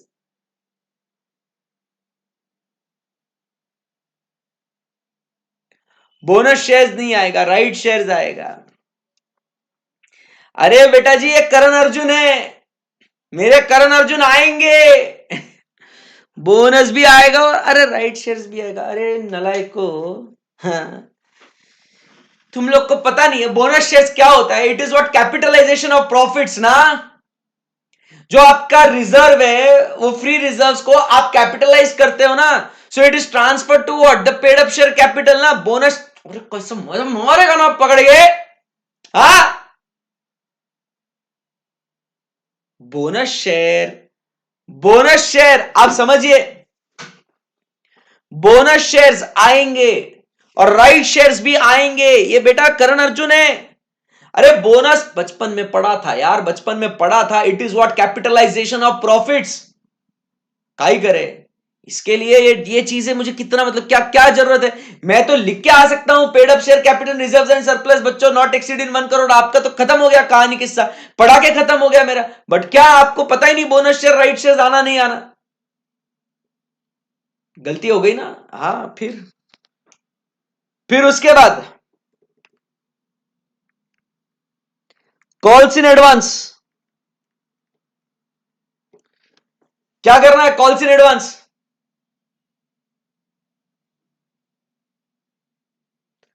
Calls in advance बताइए अभी।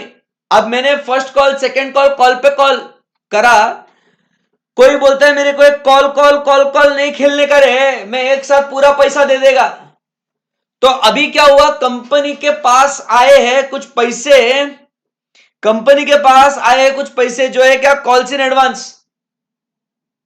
अब बताओ आप, कॉल्स इन एडवांस, अब do calls in advance form part of paid up share capital, अब ये तो बता दो कम से कम, do calls in advance form part of paid up share capital, company को एडवांस में कॉल मिला है। हाँ नहीं आएगा सर, अब तो सही बोल रहे हो। एंड कॉल्स इन अरियर्स, इसको क्या करेंगे, कॉल्स इन अरियर्स को, कॉल्स इन अरियर्स को क्या करेंगे sir, calls in arrears should be what, reduced to arrive at the amount of paid up share capital, ये भी बात हुई थी अपनी, सब ये बात अपन ने सीखी करी है भाई, ये आपको पेड अप शेयर कैपिटल पूरा ऐसा टोटल मालूम होना चाहिए। आई बात समझ में आपको, क्लियर है एकदम? Yes sir. सो यहां पे equity shares, preference shares, bonus shares, they form part of the paid up share capital, right shares वो भी पेड अप कैपिटल का हिस्सा बन जाते हैं। Calls in advance do not form part of the paid up share capital and calls in arrears are to be reduced to arrive at what, the amount of paid up share capital. ऐसा भूलने का नहीं कुछ भी। चलिए आप चर्चा करते हैं आगे, कहानी को आगे बढ़ाते हैं और अब बात करते हैं किसके बारे में बॉस, अब बात करेंगे रिजर्व्स एंड सरप्लस के बारे में। आहा, अच्छा ये भी है क्या? और वाह वाह वाह वाह।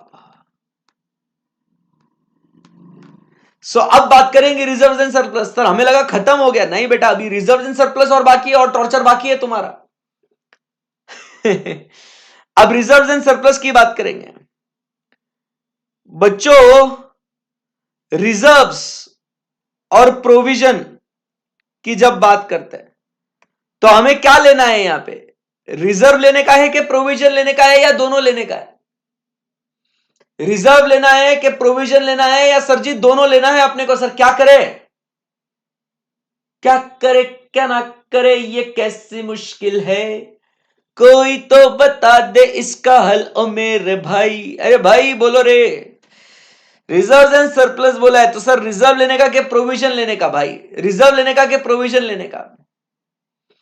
तो सर रिजर्व तो लेने का, प्रोविजन प्रोविजन नहीं लेने का। ये मुझे एक बात बताओ, ये रिजर्व क्या होता है और प्रोविजन क्या होता है? कोई है क्या इधर जो मुझको बताएगा रिजर्व क्या होता है और प्रोविजन क्या होता है? कोई किसी को idea, what is reserve, what is provision? Anyone, any idea, reserve what is and what is provision? कोई है क्या एकदम स्मार्ट टैलेंटेड बच्चा? रिजर्व और कैपिटल, रुको सर सोच रहा हूं सर, अकाउंट्स में पढ़ा था सर रिजर्व और प्रोविजन मतलब सर, पता नहीं मेरे को नहीं आ रहा सर, ये आता ही नहीं है मेरे को। मैं तो सर अकाउंट्स की थियरी इतना मन लगा के तो सर नहीं पढ़ा मैं, ऐसे मतलब पता नहीं था कि आप ऑडिट में पूछोगे करके, मैं तो सोचा था सर ऑप्शन में रखेंगे इसको। रिजर्व क्या होता है? सो वेरी गुड, याद आया sir, reserve is what, appropriation of profits. Reserve is what, appropriation of profits. And provision मतलब क्या बोलते हैं, चार्ज अगेंस्ट प्रॉफिट। तो अपनी जो बात हो रही है यहां पे, ये किसकी बात हो रही है? ये बात हो रही है अपनी रिजर्व और प्रोविजन की, बराबर कि नहीं? तो अपने को रिजर्व लेने का है, प्रोविजन लेने का नहीं है। Very good very good very good. मुझे एक बात बताओ, कैपिटल रिजर्व, अब एक काम करते, एक गेम खेलते, एक गेम खेलोगे मेरे साथ? क्या आप मेरे साथ एक गेम खेलेंगे? इंटरेस्टेड हो आज ऑडिट के क्लास में गेम खेलने के लिए? आज सर गेम खेलेंगे sir, sir full enjoy. Yes चलो, अब मैं आपको कुछ कुछ आइटम्स के बारे में, आइटम्स मतलब लिस्ट ऑफ थिंग्स, ऐसा कुछ भी बोलने का नहीं। तो अभी मैं कुछ अबे आइटम मतलब जो यही, हाँ मैं कुछ आइटम्स के बारे में बात करूंगा यहां पे। तो आपने मुझे बताना है कि वो जो पर्टिकुलर आइटम में यहां पे बात कर रहा हूं, तो वो आइटम वो प्रोविजन है कि रिजर्व है, आप मुझे वो बताना। चलो बोलेंगे आप, गेम खेलेंगे, ठीक है ना। So particular whatever I write over here, you have to tell me कि whether it is a reserve or a provision. तो गेम कौन सा है? Game pretty simple, game is pretty simple. So you have to tell me whether it is a reserve or a provision, ठीक है ना। Okay okay चलो, so I list down the things. Okay okay, so यहां पे मुझे एक बात बताओ, कैपिटल रिजर्व, रिजर्व है कि प्रोविजन है, और इसको लेने का क्या अपन ने?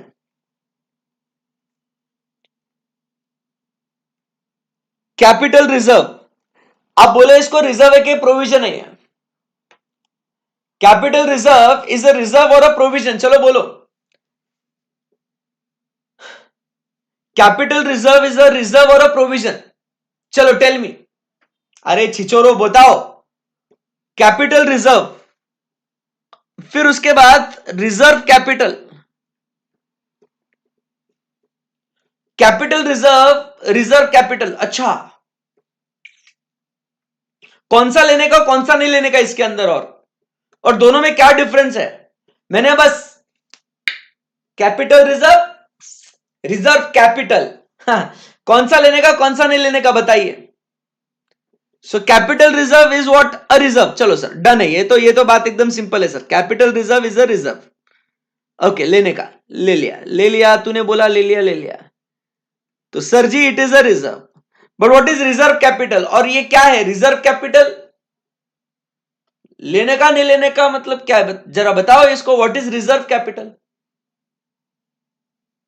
यह बढ़िया है भाई, व्हाट इज रिजर्व कैपिटल बताओ। Reserve capital is not a reserve, capital reserve is a reserve for particular purpose, reserve capital is a capital not called by the company. Sir don't take reserve capital, कोई बोल रहे दोनों लेंगे, capital reserve, capital reserve is out of profit, reserve capital is not a reserve, reserve capital नहीं लेने का।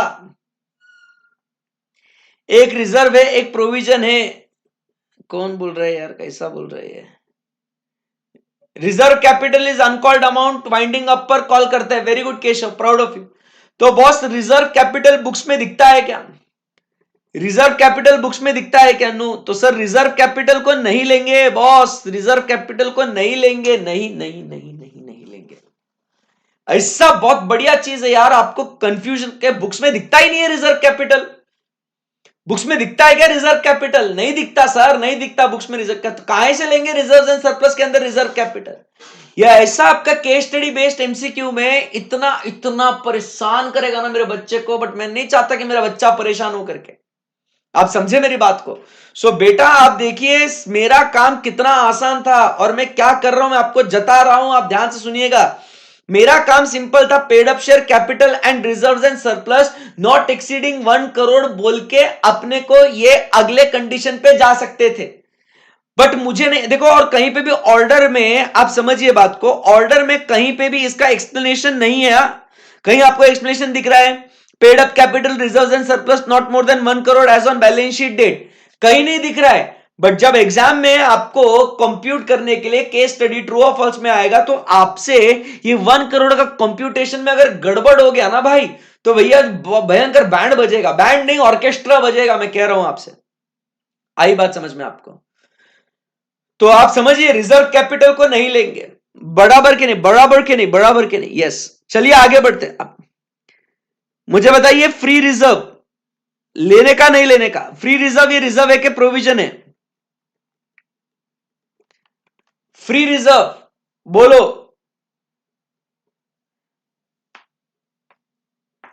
Free reserve बोलो boss, free reserve लेने का नहीं लेने का? फ्री रिजर्व रिजर्व है कि प्रोविजन है बताओ?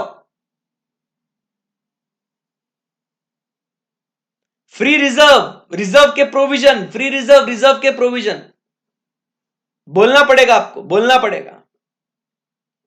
फ्री रिजर्व रिजर्व है सर, बस क्या सर? अरे सर मजाक कर रहे हैं हमारे साथ, मजाक। तो रिजर्व है लेने का।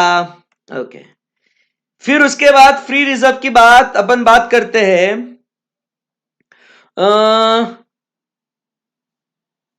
चलो इसकी बात करते हैं अपन, securities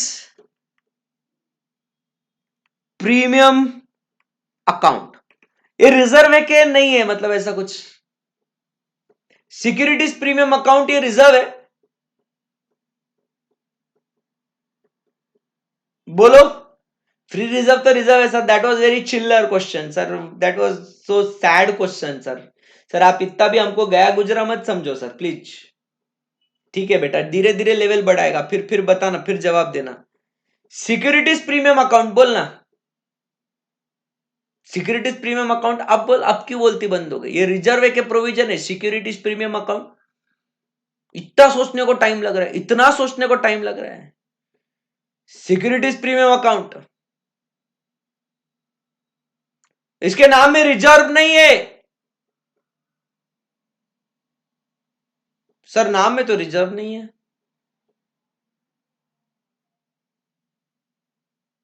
securities premium account,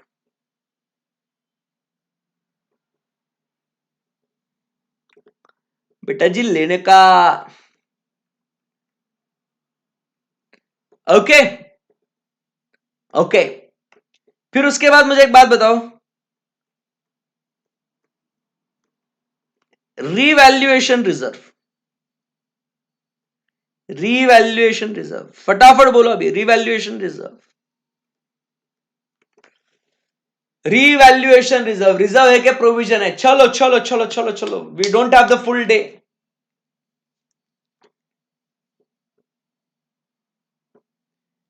revaluation reserve क्या बोलेंगे इसको?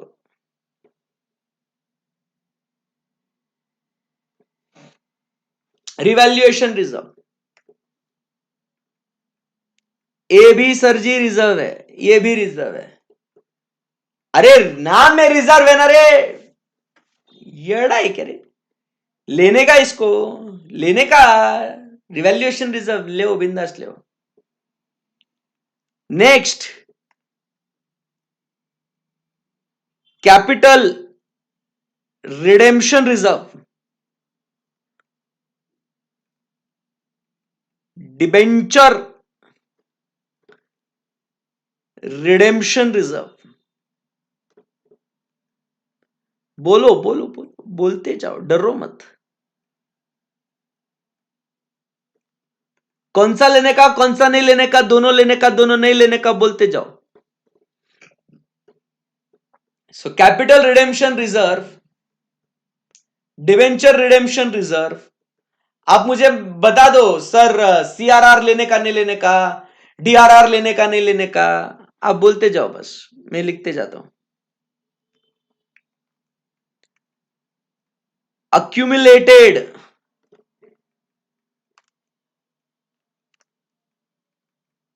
accumulated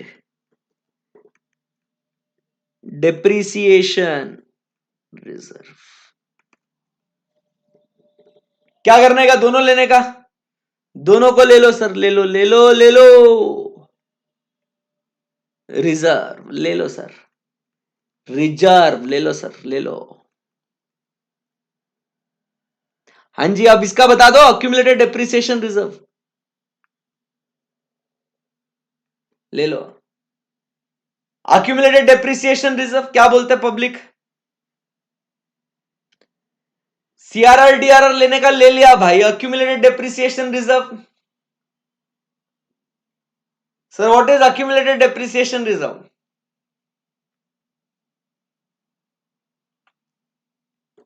सोचो तुम लोग, तब तक मैं और एक रिजर्व सोचता हूं। Reserve for bad and doubtful dates. आहा क्या रिजर्व है सर, क्या रिजर्व है, एक नंबर, क्या नाम है, बोलो। सो क्या बोलेंगे सर? Accumulated depreciation reserve. ए ले लो हाँ, एग्जाम वाला ले लेगा भाई, ले लो बोलता है। तो बेटा जी, ई जो है ना, ई प्रोविजन है, ई प्रोविजन, इसको नहीं लेने का। Accumulated depreciation reserve is a provision. चलो आप बताओ, reserve for bad and doubtful dates, reserve for bad and doubtful dates, reserve for bad and doubtful dates, sir ये भी प्रोविजन है। अरे सर, इसके नाम के अंदर रिजर्व है यार sir. Sir it's name has got reserve in it sir. Sir how you doing sir? बेटा जी, नाम में रिजर्व होने से कोई रिजर्व नहीं बन जाता, समझे ना बात को आप? हाँ, एकदम इंपॉर्टेंट है भाई, एकदम इंपॉर्टेंट है। So accumulated depreciation reserve, reserve for bad and doubtful debts, ये दोनों जो है ये प्रोविजन है। आई बात समझ में आपको? तो आप समझिए बॉस, यहां पे ये ऐसी लिस्ट बनती है आपकी, जो आपको सिखाएगा, जो आपको बताएगा कि boss paid up share capital and reserves and surplus में क्या क्या बातें आनी है, क्या क्या नहीं आनी है। This list is very important for you. आई बात समझ में आपको? यस। सो ऐसा अपने को यहां पे paid up share capital and reserves and surplus not exceeding 1 crore, ये आपको ऐसा फिगर आपको देखना है बच्चा लोग। First point, paid up share capital and reserves and surplus में कोई क्वेरी, कुछ भी डिफिकल्टी है आपको तो प्लीज पूछिएगा। आई बिलीव अब आपको इसमें कोई क्वेरी नहीं होगा, एकदम परफेक्ट है। सेकेंड पॉइंट पे आते हैं। तो बॉस यहां पे अपना फर्स्ट पॉइंट डिस्कस हो गया, बहुत ही शानदार सर। तो मास्टर कंडीशन के बाद पेड अप शेयर कैपिटल वाला पहला पॉइंट ये रहा, जो अपना फिनिश हो चुका है। बहुत मजा आया सर, बहुत मजा आया। उसके बाद अपन बात करते हैं आगे। ये आपको सेकेंड पॉइंट की बात कराएंगे अभी। तो सेकेंड पॉइंट क्या बोलता है? तो सेकेंड पॉइंट बॉस यहां पे अपन बात करते हैं about total borrowings not exceeding 1 crore from any bank or financial institution from 1 crore, not exceeding what? Not exceeding 1 crore from any bank or financial institution at any point during the financial year. So यहां पे अब अपन second point क्या कह रहे हैं यहां पे? तो सेकेंड पॉइंट यहां पे कह रहे हैं total borrowings,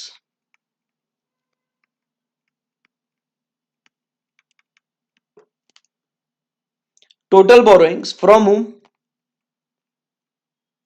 From banks or financial institution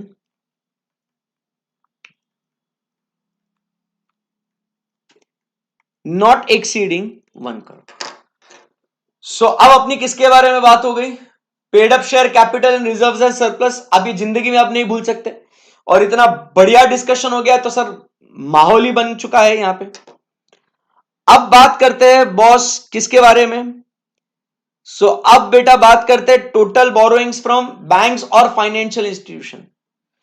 तो बैंक्स या फाइनेंशियल इंस्टीट्यूशन से जितने भी जो भी बोरोइंग्स है साहब, वो सब लेने के अपन ने।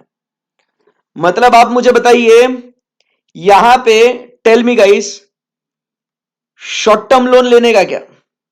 ले ना सर। लॉन्ग टर्म लेने का क्या सर? अरे ले ना सर। सर सिक्योर्ड लेने का क्या? अरे ले ना भाई। Sir unsecured? अरे ले ना भाई। Sir temporary loans? अरे बिंदास्त। इंपॉर्टेंट यह है कि यह किससे होना चाहिए? बैंक या फाइनेंशियल इंस्टीट्यूशन से। फिर चाहे वो शॉर्ट टर्म हो, लॉन्ग टर्म हो, सिक्योर्ड हो, अनसिक्योर्ड हो, टेम्पररी हो, बराबर। चाहे वो क्रेडिट कार्ड का हो, चाहे वो ओवरड्राफ्ट फैसिलिटी हो, या कैश क्रेडिट फैसिलिटी हो, भाई कुछ भी हो, आपने उसको लेना बहुत जरूरी है। आई बात समझ में आपको? यस, एकदम सिंपल सी बात है।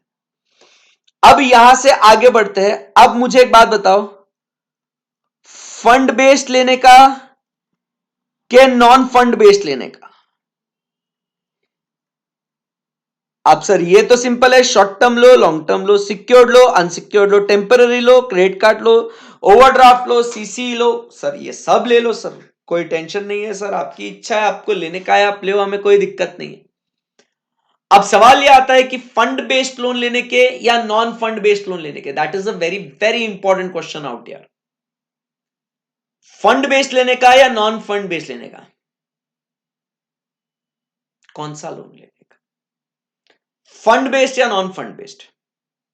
सर हम एक बात बोले क्या आपको, सर आप बुरा मत मानना, सर ये fund based non fund based लेने का नहीं लेने का सर ये हम जवाब दे देंगे आपको, इसमें कोई कोई दिक्कत नहीं है सर। सर बट है ना वो क्या है, ये होता क्या है पहले वो बताओ ना सर। सर हमको आइडिया नहीं है, ये आप जो बोल रहे हो ना ऐसी वैसी बहकी बहकी बातें कर रहे हो सर आप, हमें आइडिया नहीं है what is fund based and non fund based. Sir we don't know it.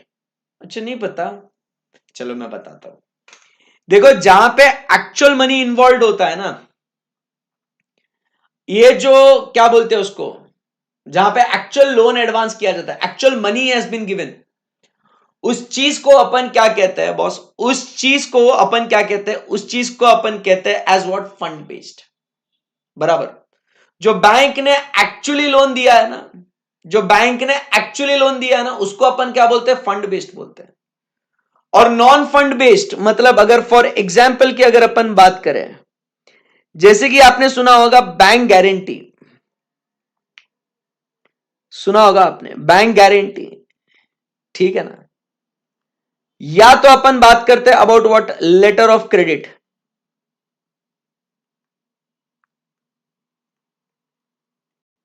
Letter of credit, अब समझिए इसको अपन क्या बोलते हैं, नॉन फंड बेस्ड लोन। इसको अपन क्या बोलते हैं, non fund based loan. Bank guarantee, letter of credit, इसको अपन क्या बोलते हैं, इसको अपन बोलते हैं non fund based loan, because here the bank has not actually advanced any money to us. आई बात समझ में आपको? जैसे कि क्या हुआ आप समझिए, यहां पे एक कौन है, ये एक्सपोर्टर है, यहां पे ये कौन है, इंपोर्टर है। एक्सपोर्टर बोलता है इंपोर्टर को कि तू पहले पैसा दे, ये बोलते पहले तू दे मटेरियल, पहले तू दे, वो बोलते नहीं पहले तू दे, क्योंकि अब इसको गुड्स भेजने के हैं, बराबर, और इसको पैसा भेजने का है। बट अब इसको इस पे भरोसा नहीं, उसको इस पे भरोसा नहीं, दोनों को किसी पे भी भरोसा नहीं है। तो अब ये क्या करता है, यहां पे ये जाता है किसके पास, ये जाता है बैंक के पास, और बैंक को बोलता है, इंपोर्टर क्या बोलता है बैंक को, बैंक तेरे को तो मेरे पे भरोसा है ना, तू एक काम कर, गारंटी दे कि अगर हर्षद ने पैसा नहीं दिया तो मैं देगा, ऐसा बैंक गारंटी देता है एक्सपोर्टर को, और एक्सपोर्टर बोलता है ओके गुड्स ले ले, और उसके बेसिस पे ये इसको पे कर देता है। तो बैंक ने यहां पे कहीं पे भी आपको फंड्स एडवांस किए क्या आपने, बैंक ने कहीं पे भी आपको फंड्स यहां पे एडवांस करे क्या, बैंक ने नहीं। तो आप समझिए बात को, यहां पे बैंक्स ने कहीं पे भी फंड्स एडवांस नहीं करे हैं, बैंक ने बस सिर्फ और सिर्फ और सिर्फ क्या दिया है, एक गारंटी दिया है। आई बात समझ में? तो इस टाइप के लोन्स को क्या कहते हैं, फंड बेस्ड लोन्स या नॉन फंड बेस्ड लोन्स। सो इसको कहते हैं नॉन फंड बेस्ड लोन्स। तो मेरी लाइबिलिटी नहीं है, एचजे ने भले ही बैंक गारंटी लिया, बट मेरी लाइबिलिटी नहीं है बैंक को उतनी गारंटी का मैं पैसा दूं करके। आई बात समझ में आपको? इसीलिए अपन ने क्या कहते हैं बॉस, अपन ने नॉन फंड बेस्ड लोन्स को नहीं लेने का। हाँ, जब अगर मान लो बैंक ने एक्सपोर्टर को पैसा, अभी क्या हुआ, हर्षद ने, इंपोर्टर जो है हर्षद, हर्षद ने पैसा है ना एक्सपोर्टर को नहीं दिया, तो किसको देना पड़ेगा, बैंक को देना पड़ेगा, और बैंक किससे वसूल करेगा, हर्षद से। तो आप समझने की कोशिश करो, उस टाइम पे फिर वो non fund based loan convert हो जाएगा into what, fund based loan, और उस समय पे फिर आपको इसको कंसीडर करना पड़ेगा। आई बात समझ में आपको? यस, ये बात हो गई। समझ में आया what is fund based and non fund based, और फिर मैंने आपको आंसर भी बता दिया यार, इमोशनल होके, कोई बात नहीं, होता है। इसीलिए अपन ने क्या करना है, यहां पे फंड बेस्ड को लेने का है और नॉन फंड बेस्ड को नहीं लेने का है। ओके ओके, अब यहां पे बात करते हैं अबाउट व्हाट, अमाउंट की जब बात करते हैं बेटा, अब अमाउंट की बात करते हैं, तो सर ऑब्वियस सी बात है, प्रिंसिपल को तो लेंगे ही लेंगे, प्रिंसिपल को तो लेंगे ही लेंगे। सवाल यह है interest, what about interest, what about interest, बहुत सही सवाल पूछ रहा हूं मैं। अब इंटरेस्ट में भी ऐसा वैसा नहीं बोलेगा, मैं इंटरेस्ट में इंटरेस्ट लाएगा आपको। इंटरेस्ट कौन सा लेने का, अक्रूड, नॉट अक्रूड। अक्रूड में accrued and due, accrued and not due. हाँ, ये बात तो बहुत बढ़िया हो गई सर। कौन सा लेंगे? अब इंटरेस्ट, पहली बात तो इंटरेस्ट लेने का कि नहीं लेने का वो सवाल है, और अगर लेने का डिसाइड किया तो कौन सा लेने का, अक्रूड नॉट अक्रूड या accrued and due and accrued but not due.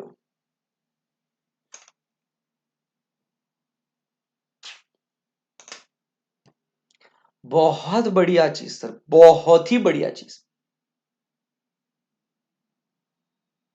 Interest नहीं लेंगे।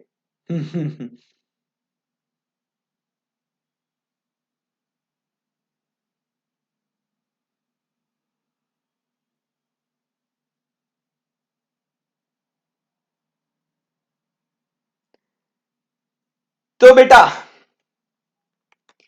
इंटरेस्ट लेंगे, बट कौन सा लेंगे कौन सा नहीं लेंगे इसके ऊपर सवाल है। तो आप समझिए, interest accrued due and which is not paid, ये वाला लेंगे। हाँ माय लॉर्ड, ये वाला लेंगे। अब आप बोलोगे हैं कुछ भी सर, कुछ भी कुछ भी। तो चलिए अपन कुछ एक बात करते हैं, मैं आपको कुछ एक समझाता हूं। अब जैसे मान लो ये जो प्रिंसिपल है, ये 10 रुपए का प्रिंसिपल है आपका, ओके। ये प्रिंसिपल है, ये प्रिंसिपल है, इसको तो लेने का लेने का। अब मैंने आपसे क्या बोला कि बेटा ये 10 रुपए के ऊपर आपने मुझको ये 10 रुपए का आपने ब्याज देने का है। So this coin of 10 rupee is what we say is the interest, okay, interest which you have to pay me on 31st of June. ये मंथ एंड पे आपने मुझे पैसा देने का। तो ये 10 रुपया प्रिंसिपल है और ये 10 रुपए उसके ऊपर आपने मुझे इंटरेस्ट देने का है, बराबर। हाँ, तो अब आप बात समझिए, इस प्रिंसिपल को तो लेंगे, इसमें कोई डाउट नहीं है, उसको रखते हैं साइड में। और अब बात करते हैं इस ब्याज के ऊपर, इस इंटरेस्ट के ऊपर बात करेंगे। अब बेटा जी इस इंटरेस्ट के ऊपर एक बहुत ही बढ़िया चर्चा होगी। अब देखो जो इंटरेस्ट है, जो इंटरेस्ट है सर, बहुत इंटरेस्ट आ रहा है।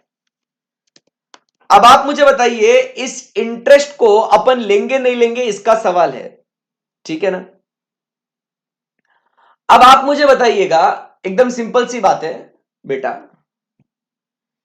मैं अभी आज क्या 31st को देने का, मतलब आप मुझे बताइए कि ये नॉट अक्रूड, मतलब इस साल, मतलब ये अगर अगले साल देना है तो नॉट अक्रूड का तो सवाल ही नहीं है, और ये अब इस साल देना है मुझे।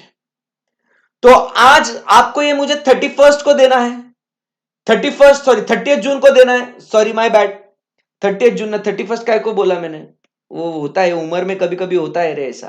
हाँ, 30th को देने का है मेरे को, सॉरी रे, समझो बात को। तो 30th को मेरे को आपको ये पैसा देने का है। तो आज अगर आप आओगे, आज 28 जून को आज आप मेरे पास आओगे और बोलोगे हर्षद सर वो 10 रुपए का ब्याज दो मेरे को, मैं क्या बोलेगा, ए हेलो एक्सक्यूज मी, ये 10 रुपए अभी मेरा है, ये मेरा है 10 रुपया, ये तेरा नहीं है। तेरा कब होएगा, 30 जून को तेरा होएगा, बट अभी तक ये 10 रुपया मेरा है, ये तेरा है, ये मेरे को मालूम है, ये मेरी लाइबिलिटी है, मेरे तेरे को देने का है एज ऑन डेट ऑल्सो, तो ये मैं अपने लोन में शामिल कर रहा है मैं। बट ये 28 जून को ये तेरा पैसा है क्या, ये तेरा पैसा है क्या, नहीं ना, मांगने का नहीं। अब 28 जून को आपका इसके ऊपर कुछ भी राइट नहीं है, 29 जून को आपका इसके ऊपर कुछ राइट नहीं है। देखिए ये अक्रूड है बट अभी तक ये क्या है, नॉट ड्यू है, तो it is no longer my liability yet. तो नॉट ड्यू का तो लेंगे नहीं ना रे भाई, नॉट ड्यू का तो लेंगे ही नहीं, नॉट ड्यू तो लेंगे ही नहीं, बराबर। अब क्या हो गया, 30th जून आया, 30th जून आया और आपने बोला सर अब ये पैसा हमार है, ये पैसा आपने हमको देना है अभी, क्योंकि ये सर मेरा पैसा है, ये अभी ये मेरा पैसा, मेरा पैसा भाई, मेरा पैसा है ये। तो अब क्या ये लाइबिलिटी आ गई क्या मेरी? और अभी अगर मैंने आपको नहीं दिया तो it is a loan only ना, kind of a loan only, because now it's your money lying with me, it is accrued but due and it is not paid. Yes boss, इसको लेने का फिर समझे क्या बात को आप? तो अपन ने कौन सा लेने का? Interest but which is accrued, but accrued and due but not paid. समझा क्या? समझा क्या आपको? यस। तो ये आपको टोटल बोरोइंग्स में आपको लेने का है। So total borrowings from banks or financial institutions not exceeding 1 crore. आपको आई बात समझ में? आपको बोलो बच्चों। यस, एकदम सिंपल है सर, एकदम सिंपल है। सो ये यहां पे अपन क्या देखते हैं? यहां पे आपने सारे कंडीशंस को पूरा करना है, यहां पे आपने सारे कंडीशंस को पूरा करना है। यहां पे एंड लिखा है, all these conditions should be what satisfied, and लिखा है। मतलब आपका paid up share capital and reserves and surplus 1 crore से ज्यादा नहीं होना चाहिए, एंड टोटल बोरोइंग्स बराबर के नहीं, यहां पे एंड लिख देते हैं यहां पे,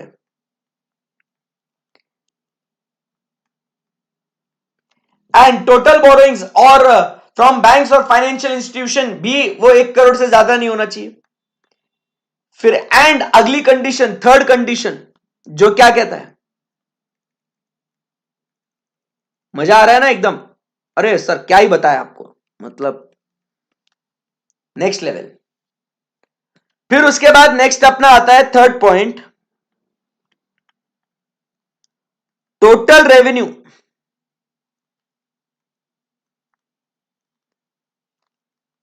as disclosed in schedule 3 not exceeding 10 crores। अब किसकी बात करते हैं? थर्ड पॉइंट, कॉन्सेंट्रेट करो। वो क्या कहता है थर्ड पॉइंट में? Second point over. अब थर्ड पॉइंट क्या कहता है boss? Third point, total revenue which is disclosed in schedule 3 to the companies act 2013 including revenue from discontinued operations, including revenue from discontinued operation. समझाऊंगा उसको आराम से। Not exceeding rupees 10 crore, 10 crore अभी यहां पे तो सिंपल है, 1110। सही है ना बात एकदम? Yes boss. सो यहां पे आप समझिए बात को,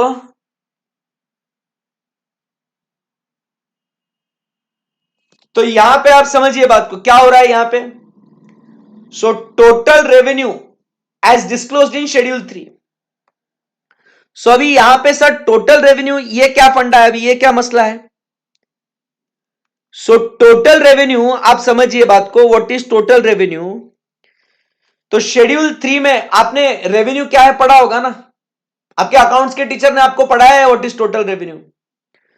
सो total revenue is what? Revenue from operations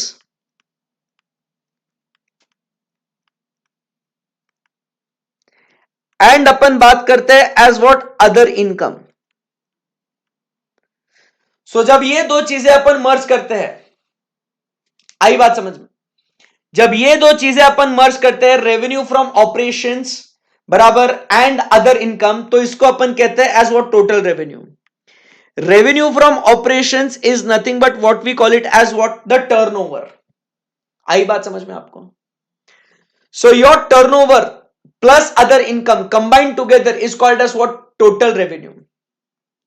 And this total revenue should not exceed how much? This total revenue shall not exceed what? 10 crores. आई बात समझ में आपको? एकदम सही बात है। यस, परफेक्ट है, एकदम बढ़िया है। तो अदर इनकम मतलब जो आपके बिजनेस का जो मेन बिजनेस नहीं है वो, जैसे कि आप बात करते हैं इंटरेस्ट इनकम है, डिविडेंड इनकम है, रेंटल इनकम है, which do not form part of your main business income, so उसको अपन अदर इनकम में कहते हैं। एग्जांपल जैसे अगर अपना कोई सेल्स वगैरह वाला जो बिजनेस है तो वो अपना रेवेन्यू फ्रॉम ऑपरेशंस है। अदर इनकम में अपना क्या आ जाता है यहां पे सर? इंटरेस्ट इनकम है, डिविडेंड इनकम है, रेंटल इनकम है, which is not a main business activity, that is not main business activity, not a main business activity, not a main business activity. Are you getting my point? So this is not a main business activity. That is very important. ठीक है ना? हाँ, अगर मेरा investing करने का main business activity है तो that won't be my other income, तो ये मेरा रेवेन्यू फ्रॉम ऑपरेशंस आएगा. तो इधर वेज आप समझते हो उसको. सिंपल सी बात है. अब यहां से बच्चा लोग आगे बढ़ते हैं and a very very important and a very healthy discussion turnover की बात करेंगे. अब मुझे एक बात बताओ, फर्स्ट पॉइंट इसके अंदर, मेरा टर्नओवर है लेट अस से 100, मतलब मैं क्या बोल रहा हूं, मेरा सेल्स है 100 और मैंने जीएसटी चार्ज किया है 18, तो टोटल मेरा जो बिल हुआ है वो हुआ है 118 रुपए का. बराबर है कि नहीं? टोटल हुआ है 118 रुपए का. तो मैंने रेवेन्यू फ्रॉम ऑपरेशंस के लिए ए कंसीडर करना चाहिए या बी कंसीडर करना चाहिए? If I follow inclusive method of accounting and if I follow exclusive method of accounting, मेरा आंसर क्या होगा? सर क्या कर रहे हो सर, परेशान कर रहे हो आप हमें. मतलब भाई इतना सा ये पार्ट, अब अपन कितना डिस्कशन कर रहे हैं, मतलब समझो कितने केस स्टडीज और कितने टाइप का ट्रू और फॉल्स एंड क्या क्या चीजें आपको पूछी जा सकती है भाई. इंक्लूसिव मेथड में आप बताइए अपन ने ए लेने का या बी लेने का, एक्सक्लूसिव मेथड में आपने ए लेने का है या बी लेने का है. आपको पता है what is inclusive method and exclusive method? अरे आप जवाब देने के पहले आप कहानी में एक ट्विस्ट आ चुका है, आप वो भी देखिएगा. इंक्लूसिव और एक्सक्लूसिव मेथड, इंक्लूसिव मेथड वो मेथड होता है जिसमें अपन अकाउंटिंग करते हैं इंक्लूडिंग द टैक्सेस, और एक्सक्लूसिव मेथड में हम लोग टैक्स को अलग से दिखाते हैं और अपना सेल्स का फिगर अलग से दिखाते हैं. इफ यू नो दैट,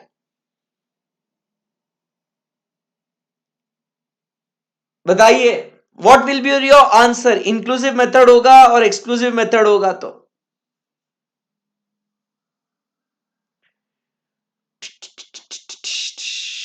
आपको पता चल गया ना इंक्लूसिव और एक्सक्लूसिव क्या होता है भाई? बताया ना फिर आपको. इंक्लूसिव मतलब क्या होता है, टैक्सेस के साथ अकाउंटिंग करने का इज इंक्लूसिव. एक्सक्लूसिव मतलब क्या होता है कि मेन फिगर को अलग, टैक्सेस को अलग. फाउंडेशन में पढ़ा गया ये. क्या बात है.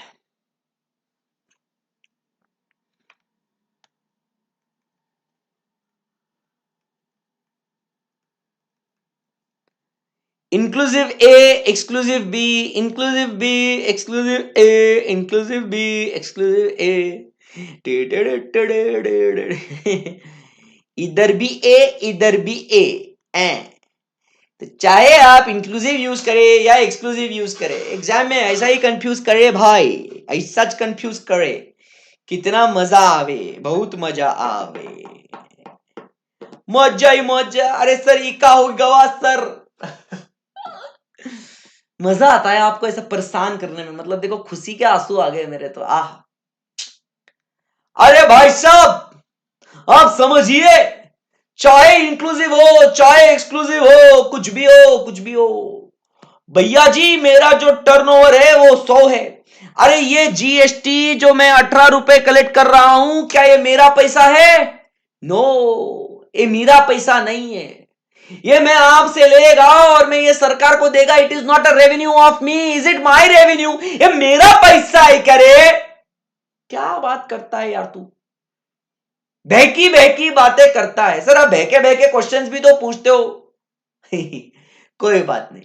Remember whatever method of accounting you follow, I have to collect the money, बराबर के नहीं, and I have to give the money. That's it. Simple सी बात है यार, खत्म हो गई बात.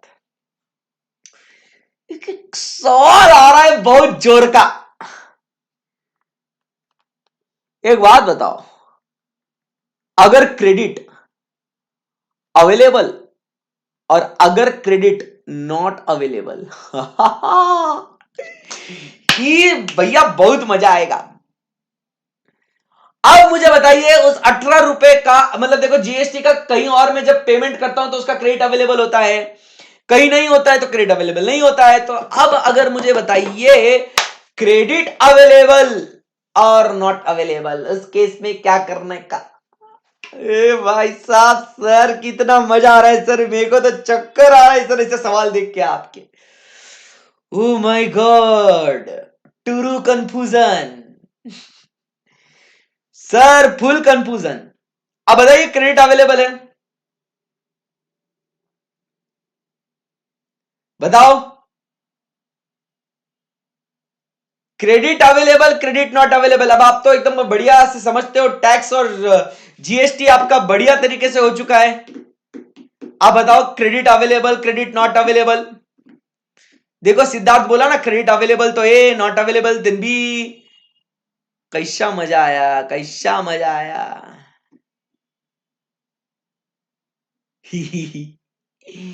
अरे मेरे नादान परिंदो, हम तो उड़ गए सर, फुल उड़ गए। अरे भाई साहब, क्रेडिट अवेलेबल हो या ना हो की फर्क नहीं पैंदा, मेरा रेवेन्यू फ्रॉम ऑपरेशन जो सो है वो सो ही है। अरे कैसा है रे तू। सर मैं मजे में, बढ़िया, आप सुनाओ। ए पप, अरे साहब समझिए बात को।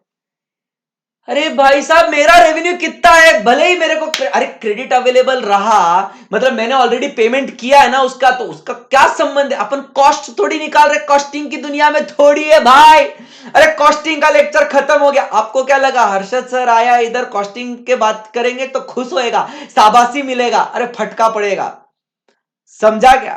कॉस्टिंग का दुनिया खलास, कॉस्टिंग का दुनिया खलास, अब इधर आए, है ना। हाँ तो भैया जी, क्रेडिट अवेलेबल हो, मेरा रेवेन्यू, रेवेन्यू फ्रॉम ऑपरेशन कितना है भाई, कितना है भाई, ए ए ए, खलास। दूसरा, दूसरा दूसरा पॉइंट पे आते हैं, चलो फटाफट। अभी सेल्स है 100, ठीक है ना। ट्रेड डिस्काउंट दिया 10 रुपया, टोटल हो गया 90। सर सीरियसली, मतलब अभी आप ऐसा टॉर्चर करेंगे? बताइए, रेवेन्यू फ्रॉम ऑपरेशंस की है भाई,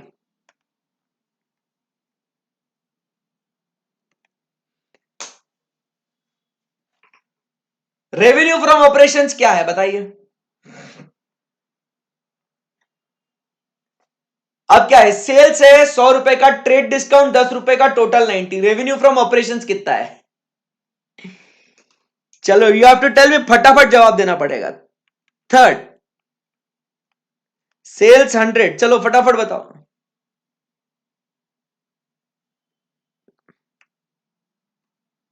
सर इसमें तो मतलब क्या है सर, सिंपल है, this is revenue from operation is be sir, no no tension, ये पता था मेरे को। सेल्स 100 है, कैश डिस्काउंट आपका 10 है, टोटल आपका है 90। अब बताओ कौन सा लेने का, ए या बी? चलो हरी आप, रेवेन्यू कौन सा लेने का, रेवेन्यू कौन सा लेने का अभी थर्ड वाले केस में? चलो हरी आप बताओ फटाफट।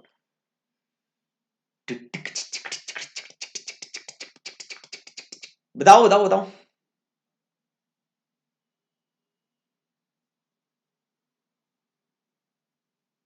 So cash discount is what sir? Sir it's an expenditure sir, ये तो बहुत सिंपल है सर, यहां पे ए लेने का कोई टेंशन नहीं है, बराबर, एकदम बेस्ट है।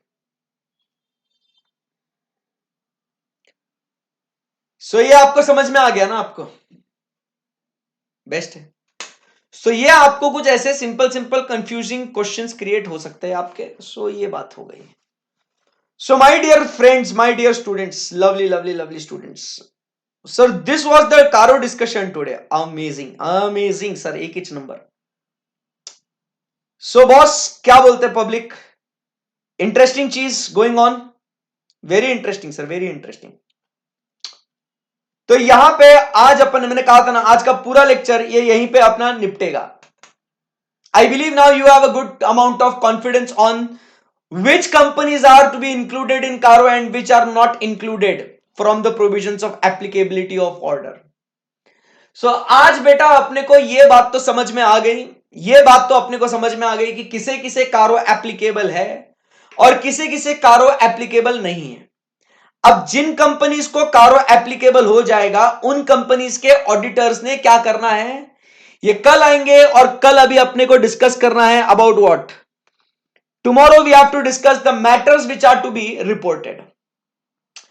अब देखिए आप समझिए मेरा काम ये, अगर मेरे को इतना सा पढ़ाना होता ना, it will not take more than 5 minutes to just read this. अपने को ऐसा खेल खेलने का नहीं है, अपने को चीटिंग करना ही नहीं है, अपने को पूरा काम ईमानदारी से करने का है। आपको तो पता है शॉर्टकट टू सक्सेस नहीं है, रिमेंबर दैट। फटाफट पढ़ के जाएगा। हाँ आप ध्यान में रखेगा 1 करोड़, कल आके थोड़ा और इसको बैलेंस शीट डेट पे एट एनी पॉइंट उसका थोड़ा बहुत डिस्कशन करने का है। मैं इतना 1 करोड़ 10 करोड़ बोल के निपटा सकता था, नहीं होना चाहिए ऐसा। शॉर्टकट टू सक्सेस नहीं है, मेरी बात समझना। हर चीज को कोई भी प्रोविजन, अभी ये लॉ पढ़ रहे हैं फिर बाद में ऑडिट का टेक्स्ट पढ़ेंगे, हर चीज को डिटेल में विस्तार में पढ़ना है, ठीक है ना। Yes absolutely yes sir. चलो thank you very much, see you tomorrow, bye bye, take care, all the best for the remaining day. जाता है मैं अभी, बहुत परेशान करा तुमको, कल मिलता हूं, कल और परेशान करेगा। आओ कल देखो, तुमने अभी पैसा भरा है परेशान होने के लिए, फुल परेशान करेगा, है ना। चलो अलविदा my dear lovely lovely students, will miss you the entire day, will miss this torture, see you tomorrow new torture के साथ, फुल मजा नहीं life. Love you guys, bye bye, take care, stay happy, stay blessed, bye bye, take care.